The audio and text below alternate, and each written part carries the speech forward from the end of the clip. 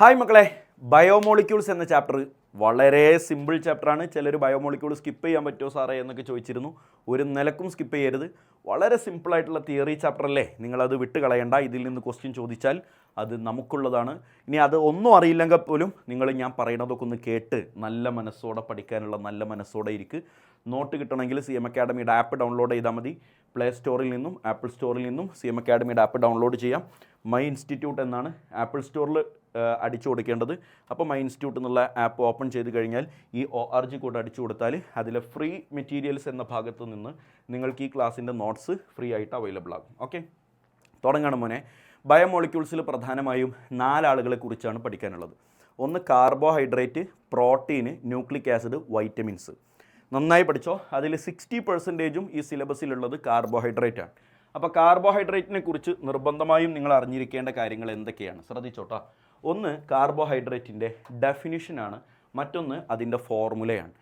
Definition അതിൽ 3 കാര്യങ്ങൾ വളരെ ഇമ്പോർട്ടൻ്റ് ആണ്, ശ്രദ്ധിച്ച് കേട്ടോ. ഒന്ന്, കാർബോഹൈഡ്രേറ്റ്സ് ആർ, 3 വാക്കുകളുണ്ട്, വളരെ ഇമ്പോർട്ടൻ്റ് ആണ്. ഒപ്റ്റിക്കലി ആക്റ്റീവ്, അപ്പോൾ അവർ ഒപ്റ്റിക്കൽ ആക്റ്റീവ് ആയിരിക്കണം. പോളിഹൈഡ്രോക്സി, ഹൈഡ്രോക്സി എന്ന് പറഞ്ഞാൽ എന്താ, OH ഗ്രൂപ്പ് എന്നാണ്. പോളിഹൈഡ്രോക്സി, ഒന്നിലധികം OH ഗ്രൂപ്പ് ഉണ്ടാവണം. പിന്നെ അതിലെ മെയിൻ ഫങ്ഷണൽ ഗ്രൂപ്പ് ആൽഡിഹൈഡോ കീറ്റോണോ ആയിരിക്കണം. അപ്പോൾ എന്താണെടാ കാർബോഹൈഡ്രേറ്റിൻ്റെ definition? Carbohydrates are optically active polyhydroxy aldehydes or ketones. പഠിക്ക്, 3 കാര്യങ്ങൾ അതിലുണ്ടാവണം, അപ്പോഴാണ് കാർബോഹൈഡ്രേറ്റ് ആവുക. വാട്ട് ഈസ് കാർബോഹൈഡ്രേറ്റ് അല്ലെങ്കിൽ വാട്ട് ആർ കാർബോഹൈഡ്രേറ്റ്സ് എന്ന് ചോദിച്ചു കഴിഞ്ഞാൽ പറയേണ്ട മറുപടി ഇതാണ്: carbohydrates are optically active polyhydroxy aldehydes or ketones. General formula of carbohydrate ഇങ്ങനെയാണ്: CxH2yOy അഥവാ CxH2OY ടൈംസ്. ഇതിനെ y എന്നതിനെ ഉള്ളിലേക്ക് മൾട്ടിപ്ലൈ ചെയ്തിട്ടാണ് ഈ ഫോർമുല ഉണ്ടാക്കിയത്. അപ്പോൾ നോക്കിയേ, CX കാർബണിൻ്റെ എണ്ണം X എത്രയോ ആയിക്കോട്ടെ, കാരണം എന്താ, അതിനപ്പുറത്ത് വേറെ അവിടെ ഇനി X വരുന്നില്ല. അപ്പോൾ കാർബണിൻ്റെ എണ്ണം അവിടെ ഒരു പ്രശ്നമല്ല. ഹൈഡ്രജൻ ആൻഡ് ഓക്സിജൻ എണ്ണം ശ്രദ്ധിച്ചാൽ മതി. ഹൈഡ്രജൻ എണ്ണം 2y ആണെങ്കിൽ ഓക്സിജൻ y എന്ന് പറഞ്ഞാൽ ഹൈഡ്രജൻ എണ്ണത്തിൻ്റെ പകുതിയാണ് ഓക്സിജൻ ഉണ്ടാവേണ്ടത്. കാർബണിൻ്റെ എണ്ണം നോക്കുക വേണ്ട, ഹൈഡ്രജൻ എണ്ണത്തിൻ്റെ പകുതി ഓക്സിജൻ ഉണ്ടാവണം. ഇതാണ് കാർബോഹൈഡ്രേറ്റിൻ്റെ ജനറൽ ഫോർമുല. എക്സാമ്പിൾ നോക്കിയേ, C6H12O6 നിങ്ങൾക്കറിയാം, ഇത് ഗ്ലൂക്കോസിൻ്റെ ഫോർമുലയാണ്, ശരിയല്ലേ? അപ്പോൾ ഗ്ലൂക്കോസ് ഒരു കാർബോഹൈഡ്രേറ്റ് ആണ്, അതിൻ്റെ ജനറൽ ഫോർമുല കറക്റ്റാണ്. കാർബണിൻ്റെ എണ്ണം അത് നോക്കണ്ട, 6 എന്തെങ്കിലും ആയിക്കോട്ടെ. ഹൈഡ്രജൻ എണ്ണത്തിൻ്റെ പകുതിയാണ് ഓക്സിജൻ്റെ എണ്ണം, ശരിയല്ലേടാ? ഇനി എന്ന പോലെ സൂക്രോസിൻ്റെ ഫോർമുലയാണെടാ ഇത്. സൂക്രോസ് നിങ്ങൾക്കറിയാവുന്ന ആളാണ് സൂക്രോസ്, C12H22O11. കറക്റ്റ് അല്ലേ നോക്കിയേ? കാർബണിൻ്റെ എണ്ണം 12 ആയിക്കോട്ടെ, ഹൈഡ്രജൻ എണ്ണം 22 ആണെങ്കിൽ ഓക്സിജൻ എണ്ണം അതിൻ്റെ പകുതി 11 വേണം. അങ്ങനെയാണ് കാർബോഹൈഡ്രേറ്റിൻ്റെ ജനറൽ ഫോർമുല എഴുതുക. അതിന് 2 എക്സെപ്ഷൻ NCERT പറയുന്നുണ്ട്. ഒന്ന് റാംനോസ് എന്ന് പറയുന്ന ആൾ. റാംനോസ് എന്ന് പറയുന്ന ആളുടെ ഫോർമുല ശ്രദ്ധിച്ചേ, C6H12O5 ആണ്. H12 ആണെങ്കിൽ ജനറൽ ഫോർമുല ആവണമെങ്കിൽ O6 വരണം, പക്ഷെ ഇവിടെ O5 വന്നിട്ടുള്ളൂ. പക്ഷെ എന്നാലും റാംനോസ് എന്ന് പറയുന്ന ആൾ ഒരു കാർബോഹൈഡ്രേറ്റ് ആണ്. അപ്പോൾ കാർബോഹൈഡ്രേറ്റിൻ്റെ ജനറൽ ഫോർമുല ഒബേ ചെയ്യാതെയും കാർബോഹൈഡ്രേറ്റ് ആയി മാറാൻ ആർക്ക് പറ്റിയിട്ടുണ്ട്? റാംനോസിന് പറ്റിയിട്ടുണ്ട്. മറ്റൊരു എക്സെപ്ഷൻ വിചിത്രമാണ്, acetic acid. Acetic acid is not a carbohydrate. അയാളൊരു കാർബോഹൈഡ്രേറ്റ് അല്ല, പക്ഷേ അയാളുടെ ഫോർമുല കണ്ടാൽ അയാൾ കാർബോഹൈഡ്രേറ്റ് ആണെന്ന് തോന്നിപ്പോകും. അതെങ്ങനെയാണ്? Acetic acid CH3COOH എന്നല്ലേടാ. അപ്പോൾ കാർബൺ ഹൈഡ്രജൻ്റെ എണ്ണൊക്കെ ഒന്ന് എടുത്ത് എഴുതിയാൽ C2H4O2 എന്നല്ലേടാ വരിക. അപ്പോൾ കാർബണിൻ്റെ എണ്ണം എത്ര ആയിക്കോട്ടെ, പക്ഷേ ഹൈഡ്രജൻ്റെ എണ്ണത്തിൻ്റെ പകുതിയാണ് ഓക്സിജൻ്റെ എണ്ണം. അപ്പോൾ ഇയാൾ ഒരു കാർബോഹൈഡ്രേറ്റിൻ്റെ ജനറൽ ഫോർമുല ഒബേ ചെയ്യുന്നുണ്ട്, പക്ഷേ ഇയാളൊരു കാർബോഹൈഡ്രേറ്റ് അല്ല. അങ്ങനെയാണ് എക്സെപ്ഷൻ. അപ്പോൾ 2 രൂപത്തിൽ എക്സെപ്ഷൻ ഉണ്ട്: ജനറൽ ഫോർമുല ഒബേ ചെയ്യാഞ്ഞിട്ട് പോലും കാർബോഹൈഡ്രേറ്റ് ആയവനും, ജനറൽ ഫോർമുല ഒബേ ചെയ്തിട്ടും കാർബോഹൈഡ്രേറ്റ് അല്ലാതായി പോയവനും. അങ്ങനെ 2 എക്സെപ്ഷൻസ് നിങ്ങളൊന്ന് നോട്ട് ചെയ്ത് വെച്ചേക്കുക. കാർബോഹൈഡ്രേറ്റിൻ്റെ വളരെ ഡീറ്റെയിൽ ആയിട്ടുള്ള ക്ലാസിഫിക്കേഷൻസിലേക്ക് നമ്മൾ പോകുന്നുണ്ട്. എന്നാൽ വളരെ ചെറിയൊരു ക്ലാസിഫിക്കേഷൻ ഞാൻ പറയുകയാണ്. 2 രൂപത്തിലുള്ള കാർബോഹൈഡ്രേറ്റ് ആണ്, ഒന്ന് ഷുഗർ, മറ്റൊന്ന് നോൺ ഷുഗർ. ഷുഗറിനെ കുറിച്ച് 3 പോയിൻ്റാണ് NCERT പറയണേ, പഠിച്ചു വെച്ചോ. ഒന്ന്, ഷുഗർ നിങ്ങൾ പഞ്ചസാരയെ മനസ്സിൽ വിചാരിച്ചാൽ മതി. വെള്ളത്തിൽ സൊല്യൂബിളാണ്, കറക്റ്റ് ആണല്ലോ. ഷുഗർ വെള്ളത്തിൽ സൊല്യൂബിളാണ്, ക്രിസ്റ്റലൈൻ സോളിഡാണ്, തരി തരി ആയിരിക്കും, അമോർഫസ് അല്ല. ഇതിൻ്റെ നേരെ ഓപ്പോസിറ്റ് അമോർഫസ് എന്നാണ്. ഓക്കെ, അപ്പോൾ ക്രിസ്റ്റലൈൻ സോളിഡുകളാണ് ഷുഗർ. പിന്നെ മൂന്നാമത്തത് ഭയങ്കര വെറൈറ്റി ആയിട്ടുള്ള നമുക്കാർക്കും അറിയാത്തൊരു അറിവാണ്, ഹാവിങ് സ്വീറ്റ് ടേസ്റ്റ്. ഷുഗറിന് മധുരമുണ്ട് അത്രേ, പറഞ്ഞത് നന്നായി, ഇല്ലെങ്കിൽ അറിയില്ലല്ലോ. അപ്പോൾ ഷുഗറിന് മധുരമുണ്ട്, അത് വാട്ടർ സൊല്യൂബിളാണ്, ക്രിസ്റ്റലൈനാണ്. Example glucose, sucrose. ഈ ഗ്ലൂക്കോസും സൂക്രോസും ഒക്കെ നമ്മൾ സാധാരണ തിന്നുന്ന ആൾക്കാരല്ലേ, അതിന് ഷുഗറാണ് എന്നുള്ളത്, അതിൽ മധുരമുണ്ട് എന്നുള്ളത് നമുക്കറിയാലോ. ഇതിൻ്റെ ഓപ്പോസിറ്റാണ് നോൺ ഷുഗർ. ഇതിൻ്റെ ഒക്കെ ഓപ്പോസിറ്റ് പറയാം. അപ്പോൾ വാട്ടർ സൊല്യൂബിൾ, ഇത് വാട്ടർ ഇൻസൊല്യൂബിൾ. ക്രിസ്റ്റലൈൻ, ഇത് അമോർഫസ്. ഇത് having sweet taste, does not having sweet taste, മധുരമില്ലാത്തതാണ്. അങ്ങനത്തെ കാർബോഹൈഡ്രേറ്റ്സ് ഉണ്ട്. എക്സാമ്പിളാണ് സ്റ്റാർച്ച്, കഞ്ഞിവെള്ളത്തിൻ്റെ ഉള്ളിലുള്ളത് സ്റ്റാർച്ചാണ്. അതുപോലെ സെല്ലുലോസ്, ഇത് രണ്ടുപേരും കാർബോഹൈഡ്രേറ്റ് ആണ്, പക്ഷേ നോൺ ഷുഗറാണ്. കാർബോഹൈഡ്രേറ്റിൻ്റെ വളരെ പ്രധാനപ്പെട്ട ഒരു ക്ലാസിഫിക്കേഷനാണ് നിങ്ങളിപ്പോൾ സ്ക്രീനിൽ കാണുന്നത്. കാർബോഹൈഡ്രേറ്റിനെ പ്രധാനമായും 3ആയി തരംതിരിക്കുന്നു: മോണോസാക്കറൈഡ്, ഒളിഗോസാക്കറൈഡ്, പോളിസാക്കറൈഡ്. ഇത് ഈ പേര് വരാനുള്ള കാരണം, അല്ലെങ്കിൽ എന്തുകൊണ്ടാണ്, എന്തിനെ ബേസ് ചെയ്താണ് ഈ പേരിട്ടതെന്ന് ഞാൻ പറഞ്ഞുതരാം. ഇതൊരു കാർബോഹൈഡ്രേറ്റ് ആണെന്ന് വിചാരിക്കുക. ഇതിന് ഞാൻ ഹൈഡ്രോളിസിസ് നടത്തുകയാണ്. ഹൈഡ്രോളിസിസ് നടത്തുക എന്ന് പറഞ്ഞാൽ വെള്ളം ഉപയോഗിച്ച് ഇതിൻ്റെ ഇടയിലുള്ള ബോണ്ടൊക്കെ പൊട്ടിക്കുക എന്നാണ് അർത്ഥം. വെള്ളം ഉപയോഗിച്ച് ബോണ്ട് പൊട്ടിക്കുക. അങ്ങനെ പൊട്ടിച്ച് കഴിഞ്ഞാൽ ഇതിങ്ങനെ ചെറിയ ചെറിയ ചെറിയ ചെറിയ കഷ്ണങ്ങളാവുമല്ലോ. അങ്ങനെ എത്ര കഷ്ണമുണ്ട്, അതിൻ്റെ സബ് യൂണിറ്റ്, ആ ചെറിയ പാർട്ടിനെയാണ് നമ്മൾ സബ് യൂണിറ്റ് എന്ന് പേര് പറയുക. ആ സബ് യൂണിറ്റിൻ്റെ എണ്ണത്തിന് ബേസ് ചെയ്താണ് മോണോസാക്കറൈഡ്, ഒളിഗോസാക്കറൈഡ്, പോളിസാക്കറൈഡ് എന്ന് നമ്മൾ ക്ലാസിഫൈ ചെയ്തത്. പോളിസാക്കറൈഡ് എന്ന് പറഞ്ഞാൽ ആരാന്ന് ഞാൻ അവിടെ എഴുതി വെച്ചിട്ടുണ്ട്.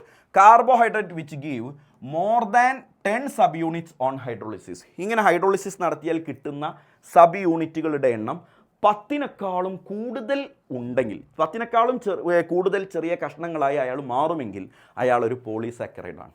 മനസ്സിലായില്ലേ? അങ്ങനെ കിട്ടുന്ന സബ് യൂണിറ്റുകളുടെ എണ്ണം 2-നും 10-നും ഇടയിലാണെങ്കിൽ അതൊരു ഒളിഗോസാക്കറൈഡാണ്. അപ്പോൾ അതേ ഡയലോഗിനെ അങ്ങോട്ട് കിയാസാക്കിയിട്ട് നമുക്ക് ബാക്കി ഡയലോഗ് പറയാം. Carbohydrates which give 2 to 10 sub units on hydrolysis. Okay അല്ലേടാ? അപ്പോൾ മോണോസാക്കറൈഡ് ആരാന്ന് ചോദിച്ചാൽ ചിലർ പറയും ഹൈഡ്രോളിസിസ് നടത്തുമ്പോൾ ഒരു സബ് യൂണിറ്റ് കിട്ടുന്നത് എന്ന് ചിലർ പറയും. അത് തെറ്റാണ്. അതെന്താ കാരണം?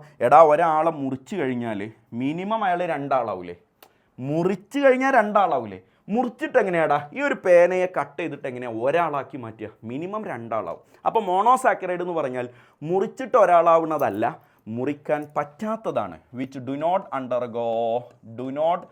അണ്ടർഗോ പറഞ്ഞോ ഹൈഡ്രോളിസിസ്. ഹൈഡ്രോളിസിന് വിധേയമാവാൻ മനസ്സില്ലാത്തവനാണ് മോണോസാക്കറൈഡ്. വെള്ളം ഉപയോഗിച്ച് ബോണ്ട് പൊട്ടിച്ച് നോക്കി, പൊട്ടണില്ല, അയാൾ മോണോസാക്കറൈഡാണ്. പൊട്ടിച്ചിട്ട് കിട്ടിയ സബ് യൂണിറ്റുകളുടെ എണ്ണം 2-നും 10-നും ഇടയിലാണെങ്കിൽ ഒളിഗോസാക്കറൈഡാണ്. 10-നേക്കാൾ കൂടുതലാണെങ്കിൽ പോളിസാക്കറൈഡാണ്. ഈ ഓരോരുത്തരെ കുറിച്ചും ഡീറ്റെയിൽ ആയിട്ട് പഠിച്ചു കഴിഞ്ഞാൽ ആര് കഴിഞ്ഞു? കാർബോഹൈഡ്രേറ്റ് കഴിഞ്ഞു. മോണോസാക്കറൈഡിന് എക്സാമ്പിൾസ് പഠിച്ചോളണേ. 4 എക്സാമ്പിൾ ഞാൻ ബോർഡിൽ എഴുതിയിട്ടുണ്ട്. എറിത്രോസ്, റൈബോസ്, ഗ്ലൂക്കോസ്, ഫ്രക്ടോസ്. കാണാൻ പഠിക്കുക. എറിത്രോസ്, റൈബോസ്, ഗ്ലൂക്കോസ്, ഫ്രക്ടോസ്. ഇതിൽ 2 കാര്യങ്ങൾ അറിയണം. ഈ ഓരോന്നിലും എത്ര കാർബൺ ഉണ്ട് എന്നറിയണം.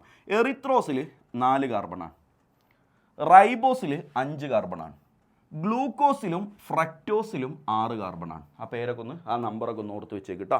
ഓർഡറിൽ പഠിച്ചാൽ ഓർക്കാൻ എളുപ്പമാണ്. ഇനി അതിലുള്ള ഫങ്ഷണൽ ഗ്രൂപ്പ് ആരാണ് എന്നാണ് ഓർക്കേണ്ടത്. ഫങ്ഷണൽ ഗ്രൂപ്പ് ഞാൻ നേരത്തെ പറഞ്ഞു, ഒന്നിരിക്കൽ ആൽഡിഹൈഡ് അല്ലെങ്കിൽ കീറ്റോൺ ആയിരിക്കും ഫങ്ഷണൽ ഗ്രൂപ്പ്. ഇതിൽ ഫ്രക്ടോസ് മാത്രം കീറ്റോൺ ആണ് ഫങ്ഷണൽ ഗ്രൂപ്പ്, ബാക്കി എല്ലാവരും ആൽഡിഹൈഡാണ്. അപ്പോൾ ഇവനൊക്കെ ഇതിലെ മെയിൻ ഫങ്ഷണൽ ഗ്രൂപ്പ് ആരാണെന്ന് ചോദിച്ചാൽ പറ ആൽഡിഹൈഡാണ്. ഓക്കെ അല്ലേടാ? ആൻഡ് നെക്സ്റ്റ്, ഇതൊക്കെ ഏത് ടൈപ്പാണ് എന്ന് ചോദിച്ചാളെ. ടൈപ്പ് പൊന്നുമോനെ, ഇതിൻ്റെ ടൈപ്പ് ചോദിച്ചാൽ നിങ്ങൾ ഇതിനെക്കുറിച്ച് പറയേണ്ടത് എന്താ അറിയോ? ഇതിലെ ഫങ്ഷണൽ ഗ്രൂപ്പ് ആരാ? ആൽഡിഹൈഡ്. അപ്പോൾ ഞാൻ പറയുകയാണെ ആൽഡോ. ഇതിലെത്ര കാർബൺ ഉണ്ട്? 4. അപ്പോൾ ഇവ ഞാൻ പറയുകയാണെ ടെട്രോസ്. അപ്പോൾ ഇത് ടൈപ്പാ ആൽഡോ ടെട്രോസ്. എന്താ ആൽഡോ ടെട്രോസ് എന്ന് പറഞ്ഞാൽ വാക്കിനർത്ഥം? ആൽഡിഹൈഡാണ് മെയിൻ ഫങ്ഷണൽ ഗ്രൂപ്പ്, പ്രധാനമായും 4 കാർബൺ ഉണ്ട്. അപ്പോൾ ഇവൻ ആരായിരിക്കും? Aldo pentose. ഇവൻ ആൽഡോ പെൻഡോസ് ആണ്. ഗ്ലൂക്കോസ് എന്ന് പറയുന്നത് എന്താണ്? Aldo hexose. ഗ്ലൂക്കോസ് ഒരു ആൽഡോ ഹെക്സോസ് ആണ്. അപ്പോൾ ഫ്രക്ടോസ് എന്താണ്? കീറ്റോ ഹെക്സോസ് ആണ്. ആൽഡോ അല്ല, കീറ്റോ ആണ്. കാരണം അതിലെ പ്രധാന ഫങ്ഷണൽ ഗ്രൂപ്പ് ആൽഡിഹൈഡ് അല്ല, കീറ്റോൺ ആണ്. ക്ലിയർ അല്ലേടാ? നെക്സ്റ്റ്, ഇനി ഗ്ലൂക്കോസിനെ കുറിച്ച് ഡീറ്റെയിൽ ആയിട്ട് സംസാരിക്കുകയാണ്. മോനെ, ഗ്ലൂക്കോസിനെ വിളിക്കുന്ന മറ്റൊരു പേരാണ് ഡെക്സ്ട്രോസ്. ഓർത്ത് വെച്ചേക്കണേ, ഗ്ലൂക്കോസിനെ വിളിക്കുന്ന വേറൊരു പേരാണ് എന്ത് പറ? ഡെക്സ്ട്രോസ്. ഗ്ലൂക്കോസിനെ എങ്ങനെ ഉണ്ടാക്കാം? ഗ്ലൂക്കോസിനെ 2 രൂപത്തിൽ ഉണ്ടാക്കാം. ഒന്നിരിക്കൽ സൂക്രോസിൽ നിന്നുണ്ടാക്കാം, അല്ലെങ്കിൽ സ്റ്റാർച്ചിൽ നിന്നുണ്ടാക്കാം. ഈ സൂക്രോസിൽ നിന്നുള്ള ഉണ്ടാക്കൽ നമ്മൾ പലയിടത്ത് കേട്ടതാണ്. സൂക്രോസ് എന്ന് പറഞ്ഞാൽ ആരാ? കെയിൻ ഷുഗറാണ്. ശരിയല്ലടാ, കെയിൻ ഷുഗർ. ഈ കെയിൻ ഷുഗറിലേക്ക് വെള്ളമൊഴിക്കുക. ആരോ മാർക്കിന് മുകളിൽ ഒരു എൻസൈം വേണം. ആരാണത്? ഇൻവെർട്ടേസ്. അപ്പോൾ നമുക്ക് ഗ്ലൂക്കോസും കിട്ടും ഫ്രക്ടോസും കിട്ടും. ഓക്കെ അല്ലേടാ, ഗ്ലൂക്കോസും ഫ്രക്ടോസും കിട്ടും. ഓക്കെ മോനെ, ഇനി ഗ്ലൂക്കോസ് ഫ്രക്ടോസിൽ ഇതാ ഗ്ലൂക്കോസ്, നമുക്ക് ആവശ്യമുള്ള ഗ്ലൂക്കോസ് കിട്ടി. ഇയാളെ രണ്ടുപേരുടെയും മിക്സറിനെ ഇൻവേർട്ട് ഷുഗർ എന്ന് പേര് വിളിക്കും. ഇൻവേർട്ട് ഷുഗർ എന്ന് പേര് വിളിക്കും. അപ്പോൾ എന്താണ് ഇതിനെ ഇൻവേർട്ട് ഷുഗർ എന്ന് പേര് വിളിക്കാനുള്ള കാരണം, അല്ലെങ്കിൽ എന്തുകൊണ്ടാണ് ഈ റിയാക്ഷനെ ഇൻവേർഷൻ ഓഫ് കെയിൻ ഷുഗർ എന്ന് പേര് വിളിക്കാനുള്ള കാരണം എന്നൊക്കെ ചോദിക്കാറുണ്ട്. ഉത്തരം ഇതാണ്, കേട്ടോട്രാ. ഈ റിയാക്റ്റൻ്റിലടാ, ഒരു റിയാക്ഷൻ നടക്കുമ്പോൾ റിയാക്റ്റൻറ്റും പ്രൊഡക്റ്റും ഉണ്ടാവുമല്ലോ. ഇവിടെ ആരാ റിയാക്റ്റൻറ്റ്? കെയിൻ ഷുഗറാണ് അഥവാ സുക്രോസ് ആണ്. അയാളുടെ റൊട്ടേഷൻ, സ്പെസിഫിക് റൊട്ടേഷൻ, എന്താ പേര്? സ്പെസിഫിക് റൊട്ടേഷൻ എന്ന് പറയുന്നത് ഡെക്സ്ട്രോയാണ്. Specific rotation ഡെക്സ്ട്രോയാണ്. അഥവാ നമ്മൾ ചിലപ്പോൾ നിങ്ങൾക്ക് അറിയാമായിരിക്കും, പ്ലെയിൻ പോളറൈസ്ഡ് ലൈറ്റിനെ വലത്തോട്ട് തിരിക്കുന്നവനാണ്. അതൊന്നും അറിയണ്ട, ഓർത്ത് വെച്ചാൽ മതി. Specific rotation of reactant is dextro, but specific rotation of product, ഈ മിക്സറിൻ്റെ സ്പെസിഫിക് റൊട്ടേഷൻ എന്ന് പറയുന്നത് ലീവോയാണ്. അപ്പോൾ ഡെക്സ്ട്രോയുടെ നേരെ ഇൻവേർഷൻ ആണ് ലീവോ, നേരെ ഓപ്പോസിറ്റ് ആണ് ലീവോ. അപ്പോൾ during this chemical reaction the specific rotation gets inversed. Specific rotation dextro ഉണ്ടായിരുന്നത് നേരെ ലീവ് ആയി മാറുന്നു. That's why this reaction is called inversion of cane sugar. That's why this product, mixer of product is called invert sugar. ആ മിക്സറിനെയാണ് കേട്ടോ invert sugar എന്ന് പറയാം. ഗ്ലൂക്കോസിനെ മാത്രമോ ഫ്രക്ടോസിനെ മാത്രമോ അല്ല, ആ മിക്സറിൻ്റെ പേരാണ് ഇൻവേർട്ട് ഷുഗർ. അത് അതിൻ്റെ അഡീഷണൽ ആയിട്ട് ഞാൻ പറഞ്ഞു തന്നതാണ്. മോനെ, സ്റ്റാർച്ചിൽ നിന്ന് എങ്ങനെ ഗ്ലൂക്കോസ് ഉണ്ടാക്കുക? ഇതാണ് സ്റ്റാർച്ചിൻ്റെ formula, C6H10O5. Okay, N times ഇങ്ങനത്തെ കുറേ സബ് യൂണിറ്റ് കൂടി ചേർന്നതാണ് സ്റ്റാർച്ച്. നിങ്ങൾക്ക് എന്നെ കണ്ടറിയില്ലേ? ഇത് ഇനി ഗ്ലൂക്കോസ് ആവാൻ എന്തിൻ്റെ കുറവുണ്ടെന്നൊന്ന് ആലോചിച്ച് നോക്കിയേ. 2 ഹൈഡ്രജൻ്റെയും 1 ഓക്സിജൻ്റെയും കുറവുണ്ട്. 2 ഹൈഡ്രജൻ 1 ഓക്സിജൻ എന്ന് പറഞ്ഞാൽ വെള്ളമല്ലേടാ. ഒരു സബ് യൂണിറ്റിൽ വെള്ളത്തിൻ്റെ കുറവുണ്ട്. അങ്ങനെ N number of sub unit ആണെങ്കിൽ N വാട്ടറിൻ്റെ കുറവുണ്ടാവും. അപ്പോൾ N നമ്പർ ഓഫ് വാട്ടറിൻ്റെ ആഡ് ചെയ്ത് കൊടുത്താൽ മതി. കംപ്ലീറ്റ് പൊട്ടിയിട്ട് അത് N നമ്പർ ഓഫ് ഗ്ലൂക്കോസ് ആയി മാറും, C6H12O6 ആയി മാറും. നിർബന്ധമായും ശ്രദ്ധിക്കുക, അതൊരു അസിഡിക് മീഡിയത്തിലായിരിക്കണം. അതിൻ്റെ ടെമ്പറേച്ചർ മസ്റ്റ് ട്രൈ ആണ് 393 കെൽവിൻ. ആ ടെമ്പറേച്ചർ അവിടെ എഴുതിയിട്ടില്ലെങ്കിൽ ഒരു അര മാർക്ക് അവിടെ കുറയാൻ ചാൻസ് ഉണ്ട്. ആൻഡ് ഒരു കാര്യം കൂടി പറഞ്ഞുതരാം, ഈ ഗ്ലൂക്കോസിനെ ഉണ്ടാക്കുന്ന 2 പ്രിപ്പറേഷനിൽ ഇയാളാണ് ഇൻഡസ്ട്രിയൽ മെത്തേഡ്. സ്റ്റാർച്ചിൽ നിന്നുണ്ടാക്കലാണ് ഇൻഡസ്ട്രിയൽ മെത്തേഡ്. അപ്പോൾ industrial method of preparation of glucose എന്നാണ് ചോദ്യമെങ്കിൽ സ്റ്റാർച്ചിൽ നിന്നുണ്ടാക്കുന്നതാണ് നിങ്ങൾ എഴുതേണ്ടത്. ഓക്കെ അല്ലേടാ? ഗ്ലൂക്കോസിൻ്റെ സ്ട്രക്ചറിൻ്റെ വരവാണ്. എടാ, ഗ്ലൂക്കോസിൻ്റെ ഫോർമുല എന്താ? C6H12O6. അതവിടെ നോട്ടെ. ഗ്ലൂക്കോസിന് 2 ടൈപ്പ് സ്ട്രക്ചർ ഉണ്ട്, പഠിച്ചു വെക്കണേ, കൂൾ ആയിട്ട് കേൾക്കണേ. ആ ഗ്ലൂക്കോസിൻ്റെ ഒന്നാമത്തെ ടൈപ്പിൻ്റെ പേരാണ് ഓപ്പൺ സ്ട്രക്ചർ. ഓപ്പൺ സ്ട്രക്ചർ എന്ന് പറഞ്ഞാൽ 6 കാർബൺ നേരെ ഇങ്ങനെ എഴുതുക. ഇതാ 1 2 3 4 5 6. എന്നിട്ട് ശ്രദ്ധിക്കണേ, ഒന്നാമത്തെ കാർബൺ CHO, ഓക്കെ അല്ലേ? ലാസ്റ്റത്തെ കാർബൺ CH2OH. അത് രണ്ടും മനസ്സിൽ വെക്കുക. ബാക്കിയുള്ള 4 കാർബണിൽ ഇങ്ങനെ 2 വര ഇങ്ങനെ ഇട്ട് കൊടുക്കുക. എന്നിട്ട് അവിടേക്ക് എച്ചും OH ഇട്ട് കൊടുക്കണം. വലതുഭാഗത്താണ് OH ഇട്ട് കൊടുക്കേണ്ടത്. വലതിൽ OH ഇട്ട് കൊടുക്കുക, ഇടതിൽ H ഇട്ട് കൊടുക്കുക. അപ്പോൾ ഗ്ലൂക്കോസിൻ്റെ സ്ട്രക്ചറായി. അപ്പോൾ ചിലർ ശ്രദ്ധിച്ചു, സാറേ നിങ്ങൾ ഇവിടെ ഒരു കാർബണിനെ മിസ് ചെയ്തല്ലോ, അവിടെ മാത്രം OH-ഉം H-ഉം തിരിച്ചാണ് കൊടുക്കേണ്ടത്. അല്ലാതെ കൊടുത്താൽ അത് ഗ്ലൂക്കോസ് ആവില്ല. ഇതാ OH ഇവിടെയും H അവിടെയും കൊടുക്കണം. പഠിച്ചില്ലേ? First carbon CHO, last carbon CH2OH, total 6 carbon. ബാക്കിയുള്ളതിലൊക്കെ വലതുഭാഗത്ത് OH-ഉം ഇടതുഭാഗത്ത് H-ഉം. മൂന്നാമത്തെ കാർബൺ ഇവിടെ നിന്നാണ് എണ്ണ. ഇതാണല്ലോ മോസ്റ്റ് ഇമ്പോർട്ടൻറ്റ് ഫങ്ഷണൽ ഗ്രൂപ്പ്. 1 2 3 4 5 6 ഇങ്ങനെ എണ്ണുമ്പോൾ മൂന്നാമത്തെ കാർബണിൽ മാത്രം H-ഉം OH-ഉം തിരിച്ചു കൊടുക്കണം. ഇങ്ങനെ വരച്ചാൽ this is open structure of glucose.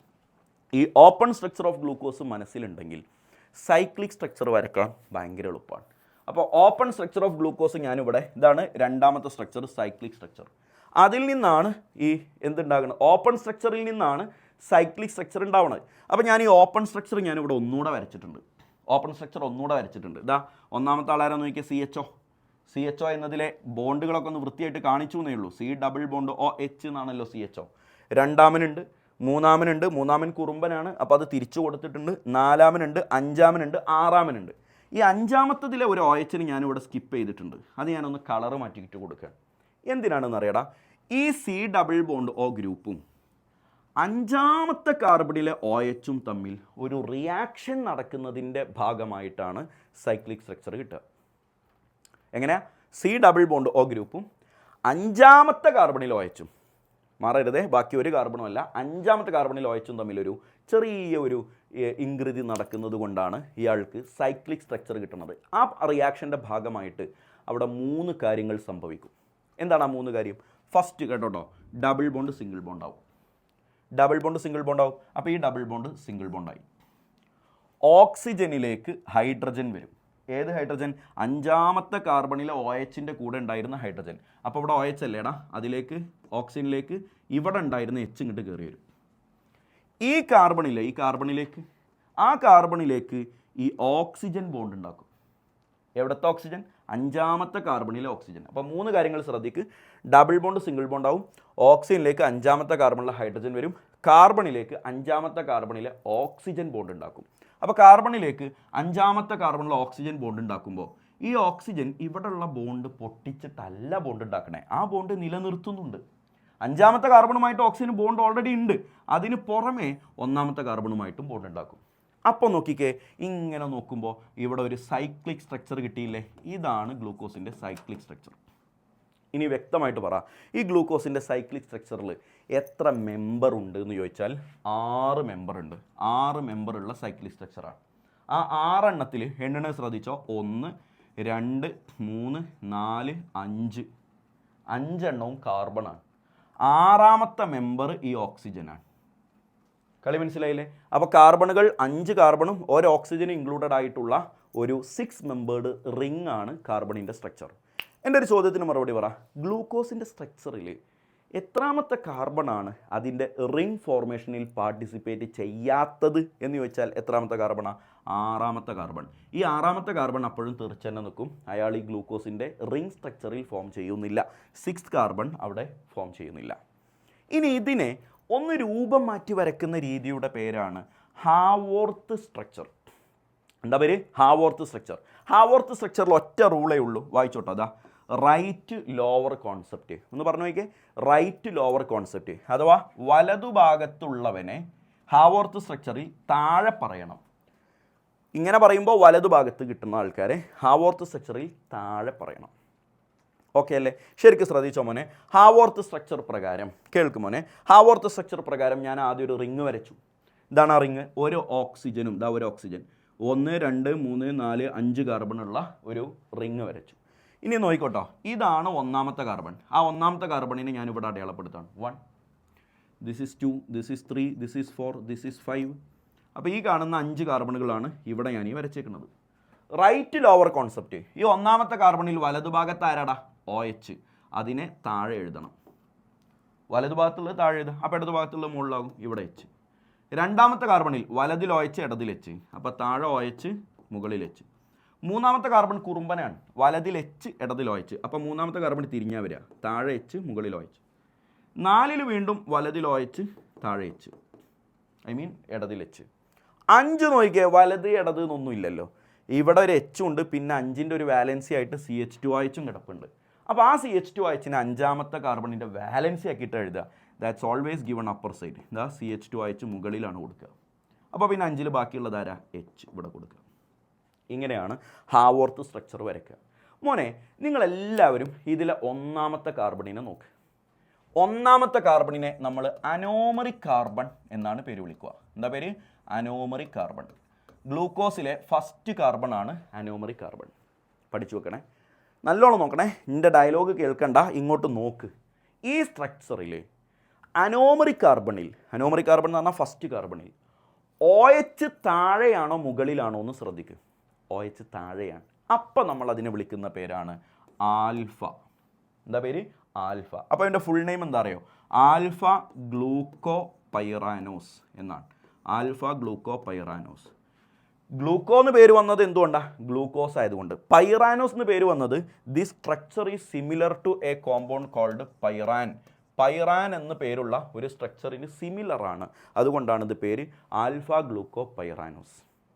ഇനി ഇതിൻ്റെ ബീറ്റ ഗ്ലൂക്കോപൈറാനോസ് വരയ്ക്കാൻ പറഞ്ഞാൽ എന്താ ചെയ്യാന്നറിയോ? അനോമറിക് കാർബൺ. ആരാ അനോമറിക് കാർബൺ? ഒന്നാമത്തെ കാർബൺ. അതിലെ OH മുകളിലേക്ക് മാറ്റും. അപ്പോൾ അനോമറിക് കാർബണിൽ OH മുകളിൽ, താഴെ H. ബാക്കിയുള്ള എല്ലായിടത്തും ഇതേപോലെ തന്നെ. അപ്പോൾ അവൻ്റെ പേരാണ് ബീറ്റ ഗ്ലൂക്കോപൈറാനോസ്. ബീറ്റ ഡി ഗ്ലൂക്കോപൈറാനോസ് എന്നൊക്കെ പറയും, ബീറ്റ ഗ്ലൂക്കോപൈറാനോസ്. അപ്പോൾ മനസ്സിലായ മോനെ എങ്ങനെയാണ് സൈക്ലിക് സ്ട്രക്ചർ ഉണ്ടായതെന്ന് പറഞ്ഞു. അതിനെ ഹാവോർത്ത് സ്ട്രക്ചർ ആക്കുക. അതിലെ ഒന്നാമത്തെ കാർബണിൻ്റെ പേരാണ് അനോമറിക് കാർബൺ. അനോമറിക് കാർബണിൽ OH താഴെയാണെങ്കിൽ ദാറ്റ് ഈസ് ആൽഫ, അനോമറിക് കാർബണിൽ OH മുകളിലാണെങ്കിൽ ദാറ്റ് ഈസ് ബീറ്റ. ആൽഫയും ബീറ്റയും വരക്കാൻ പറഞ്ഞാൽ സിമ്പിളായിട്ട് വരച്ചോളണം. എടാ ഗ്ലൂക്കോസ് കുറേ കെമിക്കൽ റിയാക്ഷൻ കാണിക്കും. ഈ കെമിക്കൽ റിയാക്ഷൻസ് ഭയങ്കര ഇമ്പോർട്ടൻ്റ് ആണ്. ഓരോ വേർഡൊക്കെ നിങ്ങളിതിൽ പഠിക്കാനുണ്ടാവുള്ളൂ. പഠിച്ചോ, സിമ്പിളായിട്ട് പഠിച്ചോ. ഗ്ലൂക്കോസിന് ഒരു 5 റിയാക്ഷൻ നടക്കുന്നുണ്ട്. എഫക്റ്റീവ്ലി 7 എണ്ണം ഉണ്ടാകും. ഞാൻ പഠിപ്പിച്ചു തരാം. അതായത് അതിൽ ഓക്സിഡേഷൻ 2 എണ്ണം ഉണ്ട്, റിഡക്ഷനും 2 എണ്ണം ഉണ്ട്. എടാ ഗ്ലൂക്കോസിന് അസൈലേഷൻ നടക്കും. ഇതങ്ങനെ പഠിച്ചു പോയാൽ മതി. കിട്ടുന്ന പ്രൊഡക്റ്റിൻ്റെ പേര് പഠിച്ചാൽ മതി. പെൻറ്റാ അസൈൽ ഡെറിവേറ്റീവ് എന്നാണ് ഇവൻ്റെ പേര്. കിട്ടുന്ന പേരാണ് penta acyl derivative. Glucose NH2OH react ചെയ്യും. NH2OH എന്ന് പറഞ്ഞാൽ ഹൈഡ്രോക്സിലമീൻ എന്നാണ് ഇവൻ്റെ പേര്. ഹൈഡ്രോക്സിലമീനുമായിട്ട് റിയാക്ട് ചെയ്താൽ എന്ത് കിട്ടും? ഓക്സൈം കിട്ടും. ഓക്സൈം പഠിച്ചു വെക്കണം കേട്ടോ. ഗ്ലൂക്കോസ് ഹൈഡ്രസീനുമായിട്ട് റിയാക്ട് ചെയ്യും. ആരുടെ ഹൈഡ്രസീൻ? NH2. ഹൈഡ്രസീനുമായിട്ട് റിയാക്ട് ചെയ്താൽ കിട്ടുന്ന പ്രൊഡക്റ്റിൻ്റെ പേര് പഠിച്ചു വെക്ക്. ഓസസോൺ എന്നാണ്. ഓസസോൺ കിട്ടും. യെല്ലോ കളേർഡാണ്, നീഡിൽ ലൈക്ക് സ്ട്രക്ചറാണ്, പേര് ഓസസോൺ എന്നാണ്. ഗ്ലൂക്കോസിന് ഓക്സിഡേഷൻ ഉണ്ട്, 2 ടൈപ്പിലാണ്. അതിൽ എ വിത്ത് ബ്രോമിൻ വാട്ടറാണ്. ബ്രോമിൻ വാട്ടറുമായിട്ട് ഓക്സിഡേഷൻ നടക്കും.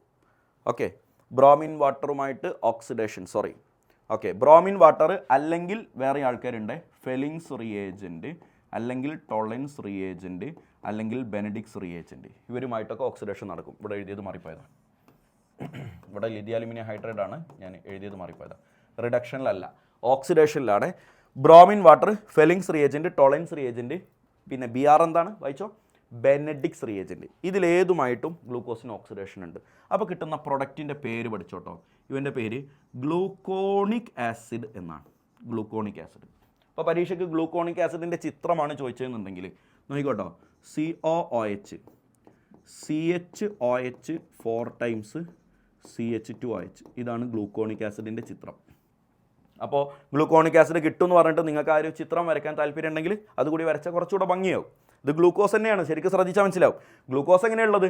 ഗ്ലൂക്കോസ് എങ്ങനെയാണ് ഉള്ളത്? ഫസ്റ്റ് CHO, പിന്നെ CHOH 4 ടൈംസ്, പിന്നെ CH2OH. ഇതല്ലടാ glucose.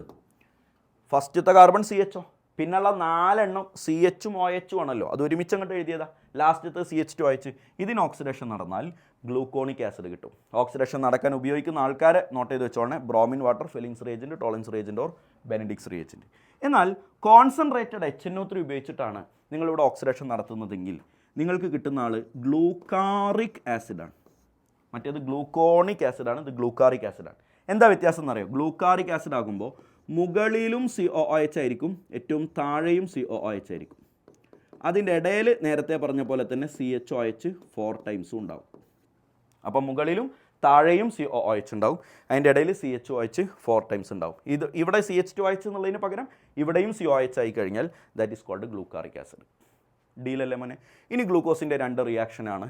Reduction with lithium aluminium hydride. Lithium aluminium ഹൈഡ്രൈഡുമായിട്ട് റിഡക്ഷൻ നടന്നു കഴിഞ്ഞാൽ ഗ്ലൂക്കോസിന് എന്താ കിട്ടുക അറിയോ? CH2OH 4 ടൈംസ്, ലാസ്റ്റും CH2OH എന്നാണ് കിട്ടുക. എടാ മുകളിൽ മാത്രമേ മാറ്റുള്ളൂ, ബാക്കിയൊക്കെ ഗ്ലൂക്കോസ് തന്നെയാണ്. CHOH 4 ടൈംസ്, താഴെ CH2OH, അത് ഗ്ലൂക്കോസിന് ഉള്ളതാണ്. മുകളിൽ ഉണ്ടായിരുന്ന CHO കൂടി CH2OH ആകും. And this product is called sorbitol. എന്താണ് പേര്? സോർബിറ്റോൾ കിട്ടും. ഗ്ലൂക്കോസിന് റിഡക്ഷൻ നടന്നാൽ സോർബിറ്റോൾ കിട്ടും. And the last one with red phosphorus and HI, രണ്ടാളും കൂടി ചേർന്നിട്ട് ഗ്ലൂക്കോസിന് ഒരു അൾട്ടിമേറ്റ് റിഡക്ഷൻ നടത്തും. അപ്പോൾ എന്താ കിട്ടുക അറിയോ? CH3 CH2 4 ടൈംസ് CH3 എന്ന് പറയുന്ന ഒരു കോമ്പൗണ്ടാണ് കിട്ടുക. This is called normal hexane. ഇവൻ്റെ പേരെന്താ? Normal hexane. ഓക്കെ, അപ്പോൾ ഗ്ലൂക്കോസ് കാണിക്കുന്ന 7 റിയാക്ഷൻസ് വെറുതെ ഒന്ന് കാണാതെ പഠിച്ചു വെച്ചോ. ഇനി നമ്മൾ ഗ്ലൂക്കോസിൻ്റെ പ്രൂഫ് ഫോർ സൈക്ലിക് സ്ട്രക്ചറും ഓപ്പൺ സ്ട്രക്ചറൊക്കെ പറയുന്ന സമയത്ത് നിങ്ങൾക്ക് അതിൻ്റെ എന്താവശ്യമുണ്ട്? ഈ റിയാക്ഷൻസ് ആവശ്യമുണ്ട്. അപ്പോൾ അതിന് മുമ്പായിട്ട് നിങ്ങൾക്ക് നമ്മുടെ നീറ്റ് JEE പ്രോഗ്രാമിനെ കുറിച്ചൊക്കെ അറിയാമെന്ന് വിചാരിക്കുന്നു. +2 കഴിഞ്ഞിട്ട് റിപ്പീറ്റ് ചെയ്യാൻ താല്പര്യമുള്ളവരുണ്ടെങ്കിൽ CM അക്കാഡമിയിൽ കോൺടാക്ട് ചെയ്യുക. റിസൾട്ട് ഞങ്ങൾ ഉണ്ടാക്കി തരും, നിങ്ങളുടെ പിന്നാലെ കൂടി ഞങ്ങൾ പഠിപ്പിച്ചു തരും. വീണ്ടും വീണ്ടും പറയാണ്, മറ്റെവിടെയെങ്കിലുമൊക്കെ പോയിട്ട് തലവെച്ച് കൊടുക്കുന്നതിന് പകരം റിസൾട്ട് കണ്ടിട്ടോ അവരുടെ 1ാം റാങ്കും 2ാം റാങ്കും 6ാം റാങ്കും കണ്ടിട്ട് പോകുന്നതിന് പകരം നിനക്ക് നിൻ്റെ പിന്നാലെ കൂടി പഠിപ്പിക്കാനായി ഇൻസ്റ്റിറ്റ്യൂട്ടിന് പറ്റുമോ എന്നുള്ളത് കൂടി ജസ്റ്റ് ഒന്ന് ചെക്ക് ചെയ്യുക. 100 പേരൊക്കെ റിപ്പീറ്റ് ചെയ്യുന്നിടത്ത് 30ഓളം വിദ്യാർത്ഥികൾക്ക് ഒരു വർഷത്തിൽ MBBS വാങ്ങിച്ചു കൊടുക്കാൻ ഞങ്ങൾക്ക് പറ്റിയിട്ടുണ്ട്. 3ൽ ഒരാൾക്ക് എൻട്രൻസ് വാങ്ങിച്ചു കൊടുക്കാൻ ഞങ്ങൾക്ക് പറ്റിയിട്ടുണ്ട്. മറ്റ് ഇൻസ്റ്റിറ്റ്യൂട്ടുകൾ കണക്കെടുത്ത് നോക്കിയാൽ 100ൽ 4 ആൾക്കൊക്കെയാണ് ആവറേജ് കേരളത്തിൽ എൻട്രൻസ് കിട്ടുന്നത് മറ്റ് ഇൻസ്റ്റിറ്റ്യൂട്ടുകളിൽ. അപ്പോൾ നിങ്ങൾ ചിന്തിച്ചിട്ട് നിങ്ങളുടെ താല്പര്യം പോലെ ചെയ്യുക. സ്ട്രക്ചർ ഓഫ് ഫ്രക്ടോസും കൂടി പറയാം. ഫ്രക്ടോസിലടാ 6 കാർബൺ ഉണ്ട്. 6 കാർബൺ. വ്യത്യാസം എന്താണെന്ന് വെച്ചാൽ ഫസ്റ്റ് കാർബണും ലാസ്റ്റ് കാർബണും CH2OH ആണ്. ഗ്ലൂക്കോസിൽ നിന്നുള്ള വ്യത്യാസം മനസ്സിലാക്കി. 2ാമത്തെ കാർബൺ C+O ആണ്. ഇതാണ് ഗ്ലൂക്കോസിൽ നിന്നുള്ള ഫ്രക്ടോസിൻ്റെ അടുത്ത വ്യത്യാസം. ഫസ്റ്റ് കാർബൺ CH2OH ആണ്, ലാസ്റ്റ് കാർബൺ C+O ആണ്. ബാക്കിയെല്ലാം ഗ്ലൂക്കോസിനെ പോലെ.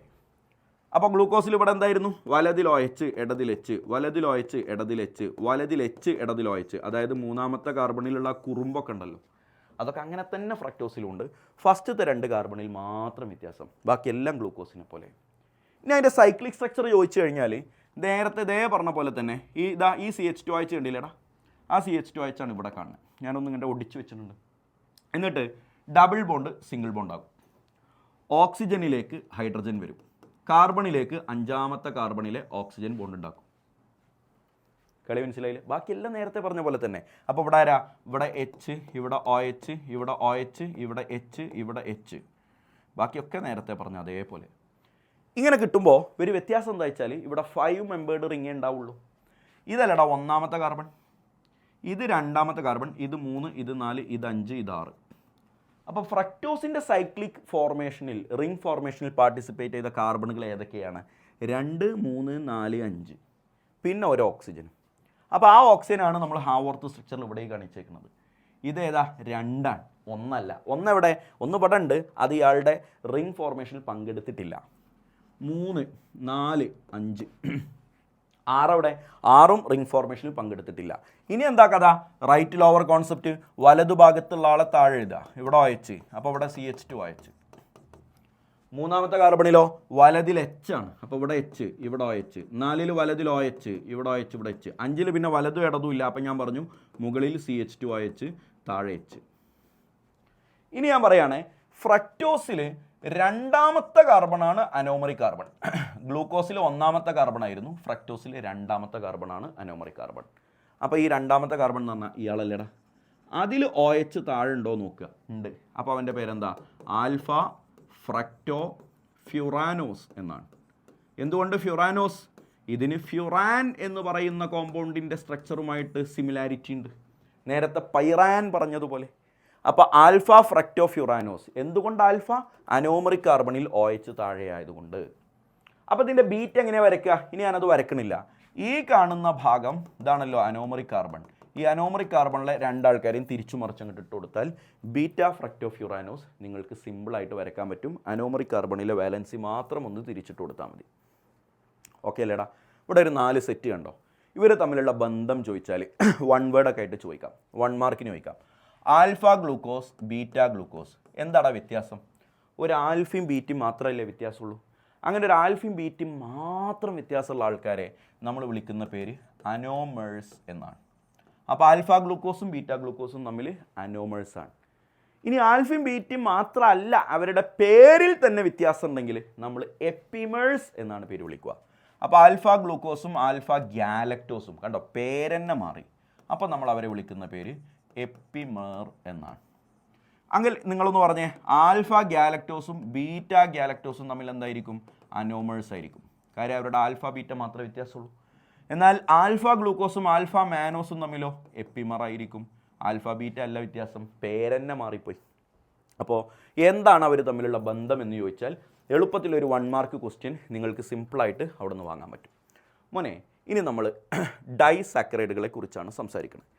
ഓക്കെ, ഒരു മിനിറ്റ്, ഇതിൻ്റെ ഇടയിൽ ഏതോ സ്കിപ്പായി പോയോ എന്നൊരു സംശയമില്ലാതില്ല. നോക്കട്ടെ കേട്ടോ, ലാസ്റ്റ് വരെ നോക്കിയിട്ട് കിട്ടിയിട്ടില്ലെങ്കിൽ ഞാൻ പറഞ്ഞുതരുന്നുണ്ട്. ഓക്കെ, ഡൈസാക്കറൈഡ് എന്ന് പറഞ്ഞാൽ എന്താടാ? രണ്ട് ആളുകൾ കൂടിച്ചേർന്ന ആൾ, ഐ മീൻ രണ്ട് മോണോസാക്കറൈഡ് കൂടിച്ചേർന്ന് കിട്ടുന്ന ആളാണ് ഡൈസാക്കറൈഡ്. രണ്ട് മോണോസാക്കറൈഡ്, ഒരു മോണോസാക്കറൈഡ് മറ്റൊരു മോണോസാക്കറൈഡ് കൂടിച്ചേർന്നാൽ കിട്ടുന്ന ആളാണ് ഡൈസാക്കറൈഡ്. ഡൈസാക്കറൈഡുകൾ 3 എണ്ണമാണ് പഠിക്കാനുള്ളത്: മാൾട്ടോസ്, സൂക്രോസ്, ലാക്ടോസ്. ആരൊക്കെടാ? Maltose, sucrose, lactose. ഇതൊക്കെ ഉണ്ടാക്കിയത് എന്തുകൊണ്ടാണെന്ന് ഞാനിവിടെ എഴുതിത്തരാം. മാൾട്ടോസിലുള്ള രണ്ടാൾ, ഒരാൾ ഗ്ലൂക്കോസ് മറ്റൊരാളും ഗ്ലൂക്കോസ്, രണ്ട് ഗ്ലൂക്കോസ് കൂടി ചേർന്നാണ് മാൾട്ടോസ് ഉണ്ടാവുക. സൂക്രോസോ? ഗ്ലൂക്കോസും ഫ്രക്ടോസും കൂടി ചേർന്നാണ് സൂക്രോസ് ഉണ്ടായത്. പഠിച്ചു വെക്കണേ, ഗ്ലൂക്കോസ് ആൻഡ് ഫ്രക്ടോസ്. ലാക്ടോസ് ഉണ്ടാകുന്നത് ഗാലക്ടോസും ഗ്ലൂക്കോസും കൂടി ചേർന്നിട്ടാണ്. മറക്കരുത്, ഗാലക്ടോസും ഗ്ലൂക്കോസും. അപ്പോൾ ഇത് ചോദിക്കാറുണ്ട്, ആരൊക്കെയാണ് മാൾട്ടോസിലെ 2 സബ് യൂണിറ്റ്, സൂക്രോസിലെ 2 സബ് യൂണിറ്റ്, ലാക്ടോസിലെ 2 സബ് യൂണിറ്റ് ഏതൊക്കെയാണ്? എടാ മോനെ, ഇനി ഞാനൊരു പാട്ട് പാടാം. ആ പാട്ട് എങ്ങനെയാണ്? ശരിക്കും ശ്രദ്ധിച്ചോ. Alpha alpha alpha beta beta beta. ആഹാ, ഒന്ന് കാണാൻ പഠിച്ചേ. Alpha alpha alpha beta beta beta. അടുത്തൊരു പാട്ട് പഠിച്ചോ. C1 C4 C1 C2 C1 C4. Simple അല്ലേ? അതെന്ത് ഭയങ്കര ആവശ്യമുള്ള ഒരു സാധനമാണ്. നിങ്ങൾക്ക് ഭയങ്കര കോംപ്ലിക്കേറ്റഡ് ആയ ഒരു സാധനം സിംപ്ലിഫൈ ചെയ്യാനുള്ള എൻ്റെ ഒരു കോഡാണ്. C1 C4 C1 C2 C1 C4. Alpha alpha alpha beta beta beta. അത് ഇങ്ങോട്ട് കൊണ്ടുവരും, നേരെ അവിടെ കൊണ്ടുവന്ന് ഭണ്ഡാരടക്ക്. അപ്പോൾ നോക്കിക്കേ, ഇതാ ഞാൻ പറയുകയാണെ, alpha alpha alpha beta beta beta. അപ്പോൾ പരീക്ഷയ്ക്ക് സൂക്രോസ് എന്തുകൊണ്ട് ഉണ്ടാക്കിയതാണ് എന്ന് ചോദിച്ചു, 2 മാർക്കിന്. അപ്പോൾ നീ പറയുകയാണെ ഗ്ലൂക്കോസും ഫ്രക്ടോസും കൂട്ടിയിട്ട് ഉണ്ടാക്കിയതാണ് എന്ന് പറഞ്ഞാൽ 1 മാർക്ക് കിട്ടും. ആൽഫ ഗ്ലൂക്കോസും ബീറ്റ ഫ്രക്ടോസും കൂട്ടിയിട്ടാണ് ഉണ്ടാക്കണേ എന്നാണ് പറയണമെന്നുണ്ടെങ്കിൽ 1 മാർക്കും കൂടി കിട്ടും. അപ്പോൾ അത് ആൽഫ ഗ്ലൂക്കോസ് ആണോ ബീറ്റ ഗ്ലൂക്കോസ് ആണോ ആൽഫ ഫ്രക്ടോസ് ആണോ ബീറ്റ ഫ്രക്ടോസ് ആണോ എന്ന് മറക്കാതിരിക്കാനാണ് ഞാൻ ഈ കോഡ് പഠിപ്പിച്ചത്. Alpha alpha alpha beta beta beta. അപ്പോൾ മാൾട്ടോസിലുള്ളതാരാ? ആൽഫ ഗ്ലൂക്കോസും ആൽഫ ഗ്ലൂക്കോസും. സൂക്രോസിൽ ആൽഫ ഗ്ലൂക്കോസും ബീറ്റ ഫ്രക്ടോസും. ലാക്ടോസിൽ ബീറ്റ ഗാലക്ടോസും ബീറ്റ ഗ്ലൂക്കോസും. ഇനി ഇവർക്കിടയിൽ ഒരു ബോണ്ട് വേണമല്ലോ. ഈ ഗ്ലൂക്കോസും ഈ ഗ്ലൂക്കോസും തമ്മിലൊരു ബോണ്ടായിട്ട് ഒരുമിച്ച് നിൽക്കണമല്ലോ. അങ്ങനെ ആ ബോണ്ട് ഉണ്ടായ സ്ഥലം ഏതാണെന്നുള്ളതാണ് ഈ കാർബണിൻ്റെ എണ്ണം. C1 C4 C1 C2 C1 C4. ഒന്നാമത്തെ ഈ ഗ്ലൂക്കോസിൻ്റെ 1ാമത്തെ കാർബണിൽ നിന്ന് അടുത്ത ഗ്ലൂക്കോസിൻ്റെ 4ാമത്തെ കാർബണിലേക്കാണ് ബോണ്ട്. ഇവിടെ 1ാമത്തെ കാർബണിൽ നിന്ന് 2ാമത്തെ കാർബണിലേക്കാണ് ബോണ്ട്. ഇവിടെ 1ാമത്തെ കാർബണിൽ നിന്ന് 4ാമത്തെ കാർബണിലേക്കാണ് ബോണ്ട്. ആ എണ്ണം മറക്കാതിരിക്കാനാണ് ഈ code. C1 C4 C1 C2 C1 C4. അപ്പോൾ alpha alpha alpha beta beta beta C1 C4 C1 C2 C1 C4 ഇത് മനസ്സിലുണ്ടെങ്കിൽ ഇത് കൃത്യമായിട്ട് പറയാൻ പറ്റും. അപ്പോൾ മാൾട്ടോസിൽ ബോണ്ട് ഉണ്ടായത് എവിടെ നിന്നാണ്? C1 of alpha glucose into C4 of alpha glucose. പെട്ടെന്ന് പറഞ്ഞൂടെ? ലാക്ടോസിൽ ബോണ്ട് ഉണ്ടാവുന്നത് എങ്ങനെയാണ്? C1 ഓഫ് ബീറ്റ ഗാലക്ടോസിൽ നിന്ന് C4 ഓഫ് ബീറ്റ ഗ്ലൂക്കോസിലേക്ക്. മറക്കരുതേ. സൂക്രോസിൽ എവിടെ നിന്നാണ്? C1 ഓഫ് ആൽഫ ഗ്ലൂക്കോസിൽ നിന്ന് C2 ഓഫ് ബീറ്റ ഫ്രക്ടോസിലേക്ക്. ഇത് മറക്കാതിരിക്കാൻ ഈ കോഡ് ഓർത്തേക്കുക. Glucose glucose glucose fructose galactose glucose. Alpha alpha alpha beta beta beta. C1 C4 C1 C2 C1 C4. ബസ് കഴിഞ്ഞു. എടാ, 2 മോണോസാക്കറൈഡുകളെ തമ്മിൽ ലിങ്ക് ചെയ്യുന്ന ഫോഴ്സിൻ്റെ പേരാണ് ഗ്ലൈക്കോസിഡിക് ലിങ്കേജ്. മറക്കരുത്, ഗ്ലൈക്കോസിഡിക് ലിങ്കേജ്. അപ്പോൾ കാർബോഹൈഡ്രേറ്റിലുള്ള ഇൻ്റർമോളിക്കുലാർ ഫോഴ്സ് ഏതാ? Glycosidic linkage. ഗ്ലൈക്കോസിഡിക് ലിങ്കേജ് എങ്ങനെയാണ് ഉണ്ടാവുന്നത് എന്നാണ് അടുത്ത് പറഞ്ഞു തരുന്നത്. ഇതാണെടാ ഒരു മോണോസാക്കറൈഡ്. ഇതാണ് അടുത്ത മോണോസാക്കറൈഡ്. എല്ലാ മോണോസാക്കറൈഡിലും ഇഷ്ടം പോലെ OH ഉണ്ടാവുമല്ലോ. അതിലെ ഒരു OHൽ ഇവിടുന്ന് ഒരു OHും ഇവിടുന്ന് ഒരു H കൊണ്ട് പോകും. അപ്പോൾ ബാക്കി എന്താ ഉണ്ടാവുക? ഈ മോണോസാക്കറൈഡ് ഇവിടെ ഉണ്ടാകും, അയാളും ഒരു ഓയും അടുത്ത മോണോസാക്കറൈഡും അവർ തമ്മിൽ ഇങ്ങനെ കണക്ട് ചെയ്ത് നിൽക്കും. അങ്ങനെ അവരെ ചേർത്തി നിർത്തുന്ന ഈ ബോണ്ടിൻ്റെ പേരാണ് ഗ്ലൈക്കോസിഡിക് ലിങ്കേജ്. ഗ്ലൈക്കോസിഡിക് ലിങ്കേജ് എങ്ങനെ ഉണ്ടായത്? മോണോസാക്കറൈഡിൻ്റെ ഒരു മോണോസാക്കറൈഡിലെ OHും അടുത്ത മോണോസാക്കറൈഡിലെ OHനും ഇടയിൽ നിന്ന് ഡീഹൈഡ്രേഷൻ വാട്ടർ മോളിക്യൂൾ എലിമിനേറ്റ് ചെയ്തിട്ടാണ് അവിടെ എന്തുണ്ടായത്? ഗ്ലൈക്കോസിഡിക് ലിങ്കേജ് ഉണ്ടായത്. ഈ ബോണ്ടിൻ്റെ പേരാണ് ഗ്ലൈക്കോസിഡിക് ലിങ്കേജ്. നോക്കിയാൽ കാണാം ഇതൊരു ടൈപ്പ് ഓഫ് ഈതർ ബോണ്ടാണ്. പരീക്ഷയ്ക്ക് ചിലപ്പോൾ ചോദിച്ചോളെ, ഈതർ ബോണ്ടാണ്. He's a type of ether bond. കാരണം എന്താ? ഒരു O ആണല്ലോ ഉള്ളത്. ഒരു Oയുടെ 2 ഭാഗത്തേക്ക് ബോണ്ട് വരികയാണെങ്കിൽ നമ്മൾ ഓർഗാനിക്കിൽ അതിനെ ഈതർ എന്നാണ് പേര് വിളിക്കുക. പോളിസാക്കറൈഡ്. അതുകൂടി കഴിഞ്ഞാൽ ആ ഒരു ഭാഗം കഴിഞ്ഞു. മോനെ, പോളിസാക്കറൈഡിൽ പ്രധാനമായും പഠിക്കാനുള്ള 3 ആളാണ്. വൃത്തിക്ക് പഠിച്ചോ. Starch, cellulose, glycogen. ഇതിൽ ഗ്ലൈക്കോജനെ നമ്മൾ വിളിക്കുന്ന പേരാണ് ആനിമൽ സ്റ്റാർച്ച്. ഓർത്ത് വെച്ചോട്ടോ, ആനിമൽ സ്റ്റാർച്ച്. ഇതിലെ സെല്ലുലോസ് ആണ് most abundant organic material. Most abundant organic material in പ്ലാന്റുകളിൽ കാണപ്പെടുന്ന ആളാണ് സെല്ലുലോസ്. ലോകത്ത് ഏറ്റവും കൂടുതലുള്ള ഓർഗാനിക് മെറ്റീരിയലാണ് സെല്ലുലോസ്. ഇനി അതിനെ ഡീറ്റെയിൽ ആയിട്ട് പഠിക്കുകയാണെങ്കിൽ സ്റ്റാർച്ചിനെ പഠിക്കണം, സെല്ലുലോസിനെ പഠിക്കണം, ഗ്ലൈക്കോജനെ പഠിക്കണം. എടാ ഫസ്റ്റ് ഓഫ് ഓൾ സ്റ്റാർച്ചിന് 2 കമ്പോണൻ്റ് ഉണ്ട്, പഠിച്ചു വെക്ക്. ആൽഫ അമൈലോസും ബീറ്റ അമൈലോസും. ഇപ്പോൾ പഠിച്ചോട്ടോ. ബീറ്റ അമൈലോസിനെ വിളിക്കുന്ന വേറൊരു പേരാണ് അമൈലോപെക്റ്റിൻ എന്നാണ് പേര്. ഇനി അതിൽ എല്ലാത്തിലും കോമൺ ആയിട്ട് പഠിക്കാനുള്ളതിനൊരു താളമുണ്ട്. മോണോമർ ആരാണ്, അതുപോലെ സ്ട്രക്ചർ എന്താണ്, അതിൻ്റെ ഗ്ലൈക്കോസിഡിക് ലിങ്കേജ് എവിടെയാണ്, ഗ്ലൈക്കോസിഡിക് ലിങ്കേജ്. ഈ 3 കാര്യങ്ങളാണ് ഇനി എല്ലായിടത്തും പറയാനുള്ളത്. എടാ പഠിച്ചോ, ആൽഫ അമൈലോസിൻ്റെ മോണോമർ ആൽഫ ഗ്ലൂക്കോസ്, മറക്കരുതേ, പഠിച്ചോ, അറിയാത്തവർ എഴുതിയെടുത്തോ. Structure linear. ഒരാൾക്ക് ലീനിയർ സ്ട്രക്ചറുള്ള എല്ലായിടത്തും ഗ്ലൈക്കോസിഡിക് ലിങ്കേജ് C1C4 ഓർത്ത് വെക്ക് കേട്ടോ. ഈ പറഞ്ഞ കാര്യങ്ങൾ എല്ലായിടത്തും കോമൺ ആയിട്ട് വരും. ഇവിടെ ഒരു എക്സ്ട്രാ ഞാനൊരു കാര്യം കൂടി പറയുകയാണെ, alpha amylose soluble in water, വെള്ളത്തിൽ സൊല്യൂബിളാണ്. ഇയാളാണ് സ്റ്റാർച്ചിൻ്റെ 10 to 15 to 20% ഇയാളാണ്. 15 to 20%. സ്റ്റാർച്ചിൻ്റെ 15 to 20% ഇയാളാണ്. ബാക്കി 80 to 85% ബീറ്റ അമൈലോസാണ്. ഇനി ഇതിൻ്റെയൊക്കെ ഓപ്പോസിറ്റ് പറ. ഓപ്പോസിറ്റ് എന്നല്ല, ഇതിൻ്റെയൊക്കെ കമ്പാരിസൺ പറ. ബീറ്റ അമൈലോസിലെ മോണോമർ ആരാണ്, സ്ട്രക്ചർ എന്താണ്, ഗ്ലൈക്കോസിഡിക് ലിങ്കേജ് എന്താണ് പറയാൻ പോവാണ്. മോണോമർ നിങ്ങൾ ഞെട്ടിപ്പോകും, ആൽഫ ഗ്ലൂക്കോസ് തന്നെയാണ്. നമുക്ക് ഇങ്ങനെ ഒരു കോൺസെപ്റ്റ് ഇല്ലായിരുന്നോ, ആൽഫ അമൈലോസിൽ ആൽഫ ഗ്ലൂക്കോസ്, ബീറ്റ അമൈലോസിൽ ബീറ്റ ഗ്ലൂക്കോസ്.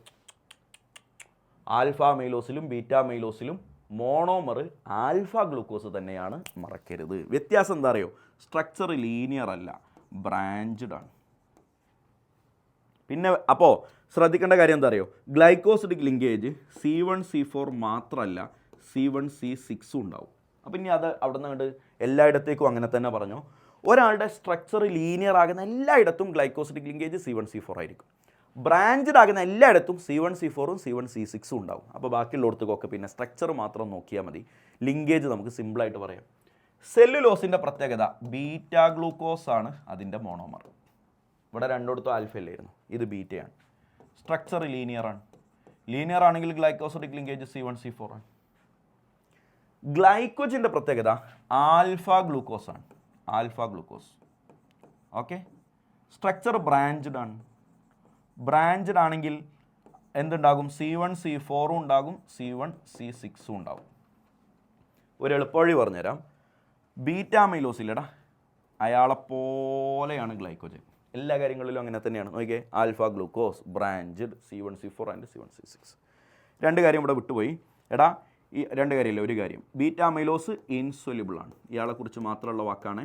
കാര്യം alpha amylose soluble in water ആണ്, ബീറ്റ അമൈലോസ് ഇൻസൊല്യൂബിൾ ആണ്. ഓക്കെ അല്ലേ? ഞാൻ ഇനി പ്രോട്ടീൻസിനെ കുറിച്ച് പറയും. ഞാൻ ഇതിൻ്റെ ഇടയിൽ reducing sugar and non reducing sugar എന്ന് പറയുന്നൊരു ടോപ്പിക്കും, അതുപോലെ proof four cyclic structure, proof four open structure of glucose എന്ന് പറയുന്നൊരു ടോപ്പിക്കും മിസ് ചെയ്തിട്ടുണ്ട്. അത് ഞാൻ എല്ലാം കഴിഞ്ഞിട്ട് ചാപ്റ്ററിൻ്റെ ഇതിൻ്റെ ലാസ്റ്റിൽ ഞാൻ നിങ്ങൾക്ക് പറഞ്ഞുതരാം. ഓക്കെ. എടാ മോനെ, നമുക്ക് ഇതാണ് തീർക്കുക, ഈ സ്ലൈഡ് അങ്ങോട്ട് തീർക്കുക. പ്രോട്ടീൻ. എടാ പ്രോട്ടീൻ എന്താണ്, സിമ്പിളായിട്ട് പഠിച്ചോ. പോളിമർ ഓഫ് ആൽഫ അമിനോ ആസിഡാണ്. പോളിമർ ഓഫ് അമിനോ ആസിഡ് എന്ന് പറഞ്ഞാൽ ശരിയാണ്, ആൽഫ അമിനോ ആസിഡ് എന്ന് പറഞ്ഞാൽ ഒന്നുകൂടെ ശരിയാണ്. എന്താണ് ഈ ആൽഫ അമിനോ ആസിഡ് എന്ന് പറയും? ഇതാരാടാ?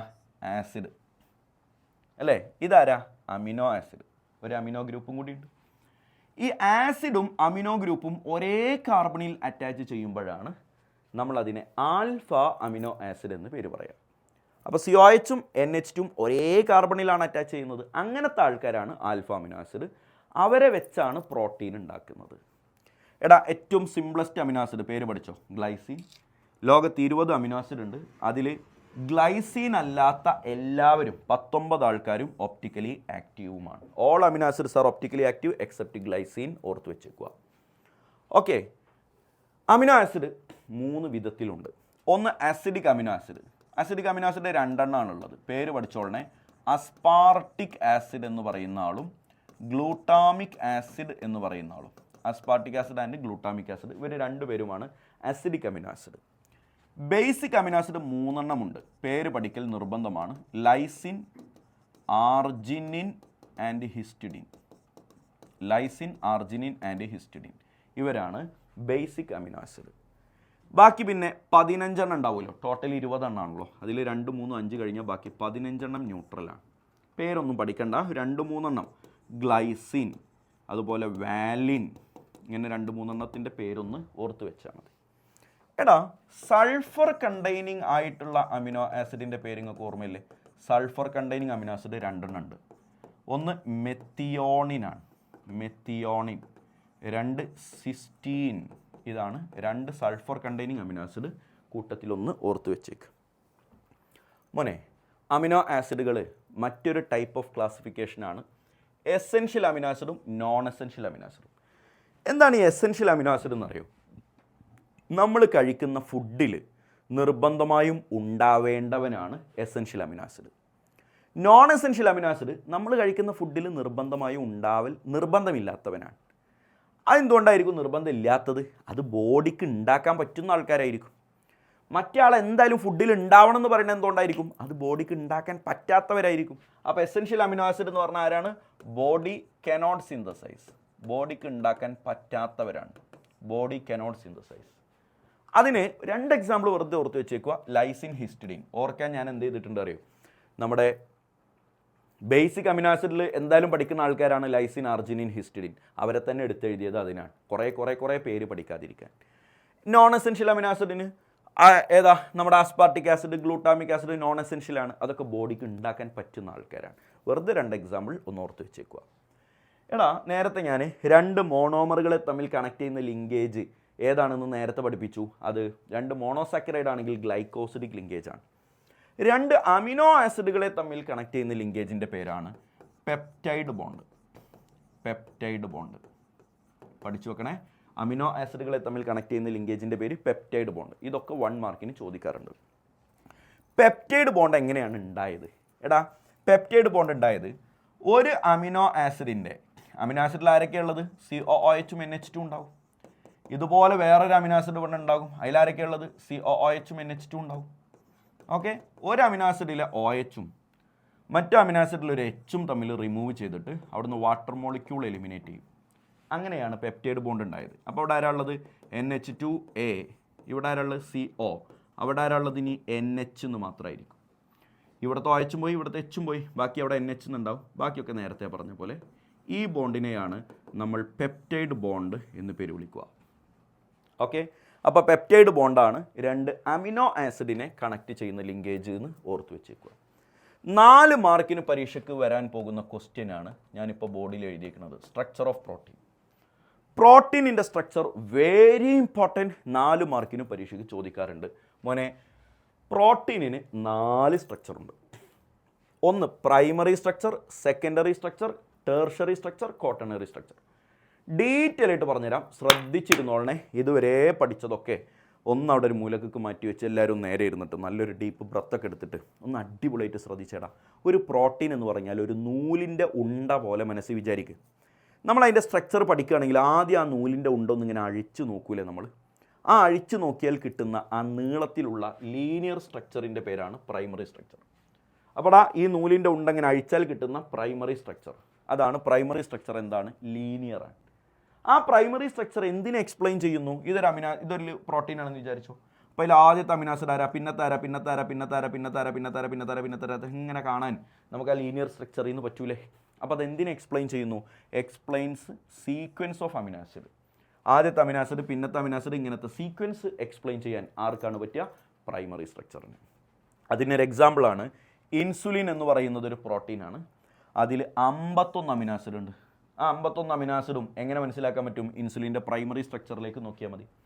അപ്പോൾ അവിടെ അഡീഷണലി 2-3 കാര്യങ്ങളൂടി പറഞ്ഞുതരാം. ഇൻസുലിൻ്റെ 51 അമിനോ ആസിഡ് എങ്ങനെയാണ് അറേഞ്ച് ചെയ്തിരിക്കുന്നത്? ഇൻസുലിന് 2 ചെയിനുണ്ട്, A ചെയിനും B ചെയിനും ഉണ്ട്. A ചെയിനിൽ 21 അമിനോ ആസിഡിലും B ചെയിനിൽ 30 അമിനോ ആസിഡും ആയിട്ടാണ് ഇൻസുലിൻ എക്സിസ്റ്റ് ചെയ്യുന്നത്. അവർക്കിടയിൽ ഡൈസൾഫൈഡ് ലിങ്കേജ് ഉണ്ട്. പഠിച്ചോ? എക്കും ബിക്കും ഇടയിലുള്ള ലിങ്കേജിൻ്റെ പേരെന്താ? Disulphide linkage. ഇങ്ങനെയൊക്കെയാണ് ഇൻസുലിൻ്റെ സ്ട്രക്ചർ എന്ന് നമുക്ക് പറഞ്ഞു തന്ന സയൻറ്റിസ്റ്റിൻ്റെ പേരാണ് ഫ്രെഡറിക് സാങ്ങർ. എന്താ പേര്? ഫ്രെഡറിക് സാങ്ങർ. ഓർത്ത് വെച്ചോട്ടോ. അപ്പോൾ നൂലിൻ്റെ ഉണ്ട കെട്ടഴിച്ച് നോക്കിയാൽ കിട്ടുന്ന സ്ട്രക്ചറാണ് പ്രൈമറി സ്ട്രക്ചർ. എടാ അങ്ങനെ ഞാനിങ്ങനെ ഒരു നൂലിൻ്റെ ഉണ്ട ഇങ്ങനെ കെട്ടഴിച്ചിട്ട് ഒരു നൂലിങ്ങനെ പിടിച്ചിട്ടുണ്ട്. എന്നിട്ട് ഞാൻ അതിൻ്റെ അടിഭാഗം ഒന്നാണ് വിട്ടു എന്ന് വിചാരിക്കും. അപ്പോൾ ഇതൊന്നും ഇങ്ങനെ കോയിൽ ചെയ്ത് നിൽക്കില്ലടാ. അങ്ങനെ പ്രൈമറി സ്ട്രക്ചർ കോയിൽ ചെയ്ത് കിട്ടുന്ന സ്ട്രക്ചറിൻ്റെ പേരാണ് സെക്കൻഡറി സ്ട്രക്ചർ. ജസ്റ്റ് സിമ്പിളായിട്ട് പഠിച്ചാൽ മതി. പ്രൈമറി സ്ട്രക്ചറിൻ്റെ കോയിലിംഗ് കാരണം ഉണ്ടാകുന്ന due to coiling of primary structure. 2 രൂപത്തിലുണ്ട് സെക്കൻഡറി സ്ട്രക്ചർ. ഒന്ന് ആൽഫ ഹെലിക്സ്. ആൽഫ ഹെലിക്സ് വരയ്ക്കാൻ ഭയങ്കര എളുപ്പമാണ്. ഇതങ്ങനെ കുത്തി വരച്ചാൽ മതി. ബീറ്റ പ്ലീറ്റഡ് ഷീറ്റ് ഇങ്ങനെ സിഗ്സാഗ് ആയിട്ട് വരച്ചാൽ മതി. ഈ ആൽഫ ഹെലിക്സും ബീറ്റ പ്ലീറ്റഡ് ഷീറ്റിനെയൊക്കെ ഇങ്ങനെ ചുരുണ്ടിരിക്കാൻ സഹായിക്കുന്ന ഫോഴ്സ് ഏതാണ് എന്ന് 1 മാർക്കിന് ചോദിക്കും. ഏതാ അറിയോ? സെക്കൻഡറി സ്ട്രക്ചറിനെ സ്റ്റെബിലൈസ് ചെയ്യുന്ന ഫോഴ്സ് ഏതാണ്? ഇത് ഇൻ്റർമോളിക്കുലാർ ഫോഴ്സ്, IMF എന്ന് പറഞ്ഞാൽ intermolecular force. Stabilising secondary structure, ഈ സെക്കൻഡറി സ്ട്രക്ചറുകളെ സ്റ്റെബിലൈസ് ചെയ്യുന്ന ഇൻ്റർമോളിക്കുലാർ ഫോഴ്സ് ഏതാണ്? ഹൈഡ്രജൻ ബോണ്ടിങ് ആണ്. മരിച്ചാലും മറക്കരുത്, ഹൈഡ്രജൻ ബോണ്ടിങ്. 4 മാർക്കിന് പരീക്ഷയ്ക്ക് ഇത് ചോദിക്കുമ്പോൾ ഓരോ സ്ട്രക്ചറിനെ കുറിച്ചും ഞാൻ ഈ പറയുന്ന എല്ലാ പോയിന്റും എഴുതണം. അടുത്ത സ്ട്രക്ചറിന് ഏറ്റവും ഇമ്പോർട്ടൻറ്റ് ടേർഷറി സ്ട്രക്ചർ. ഈ ടേർഷറി സ്ട്രക്ചർ മാത്രമായിട്ട് 2 മാർക്കിന് പരീക്ഷയ്ക്ക് ചോദിക്കാറുണ്ട്. Explain tertiary structure of protein 2 മാർക്കിന് ചോദിക്കാറുണ്ട്. പൊന്നുമോനെ ശ്രദ്ധിച്ചോട്ടാ. നൂലിങ്ങനെ അഴിച്ചു നോക്കിയപ്പോൾ പ്രൈമറി സ്ട്രക്ചർ, പിടിവിട്ടപ്പോൾ സെക്കൻഡറി സ്ട്രക്ചർ. ഇപ്പോൾ ഒന്നിങ്ങനെ കോയിൽ ചെയ്തിട്ടല്ലേ നിൽക്കണേ.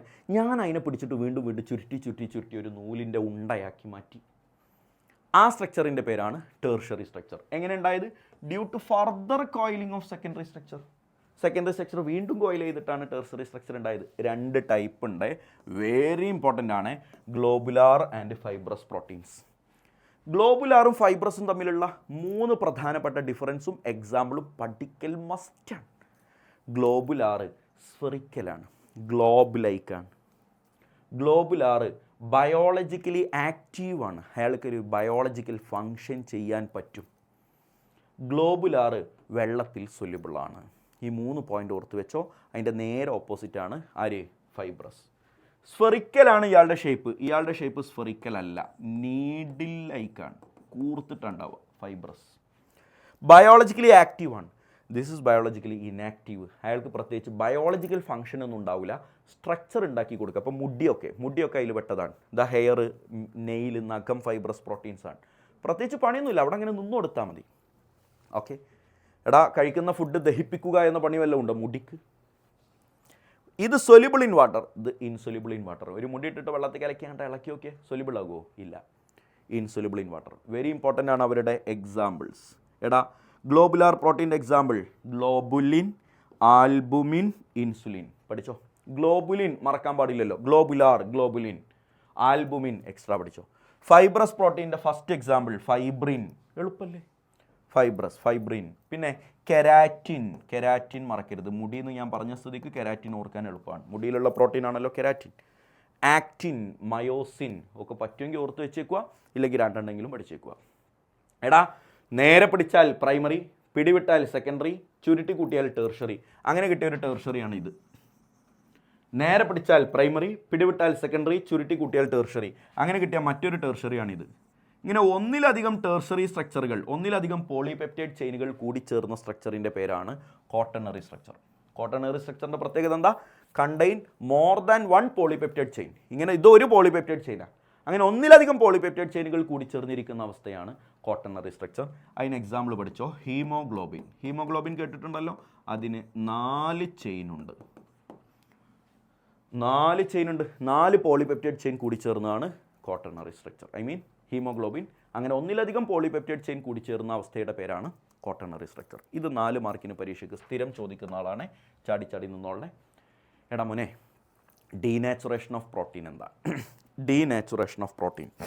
എൻ്റെ പൊന്നുമോനെ, ഡീനാച്ചുറേഷൻ എന്ന് പറഞ്ഞാൽ എന്താ അറിയോ? കേടുവരുത്തുക എന്നാണ് മലയാളത്തിൽ അർത്ഥം. കേടുവരുത്തുക. ഒരു ഗ്ലോബുലാർ പ്രോട്ടീനിനെ ഫൈബ്രസ് പ്രോട്ടീനാക്കി മാറ്റുന്ന പരിപാടിയാണ് ഡീനാച്ചുറേഷൻ. ഈ പറയുന്ന എല്ലാ പോയിന്റും ഡീനാച്ചുറേഷൻ ചോദിച്ചാൽ നിങ്ങളുടെ ആൻസറിൽ ഉണ്ടാവണേ. 2 മാർക്കിനോ 3 മാർക്കിനോ ചോദിക്കും. ഇതൊക്കെ നിങ്ങളുടെ ആൻസറിൽ ഉണ്ടാവണേ.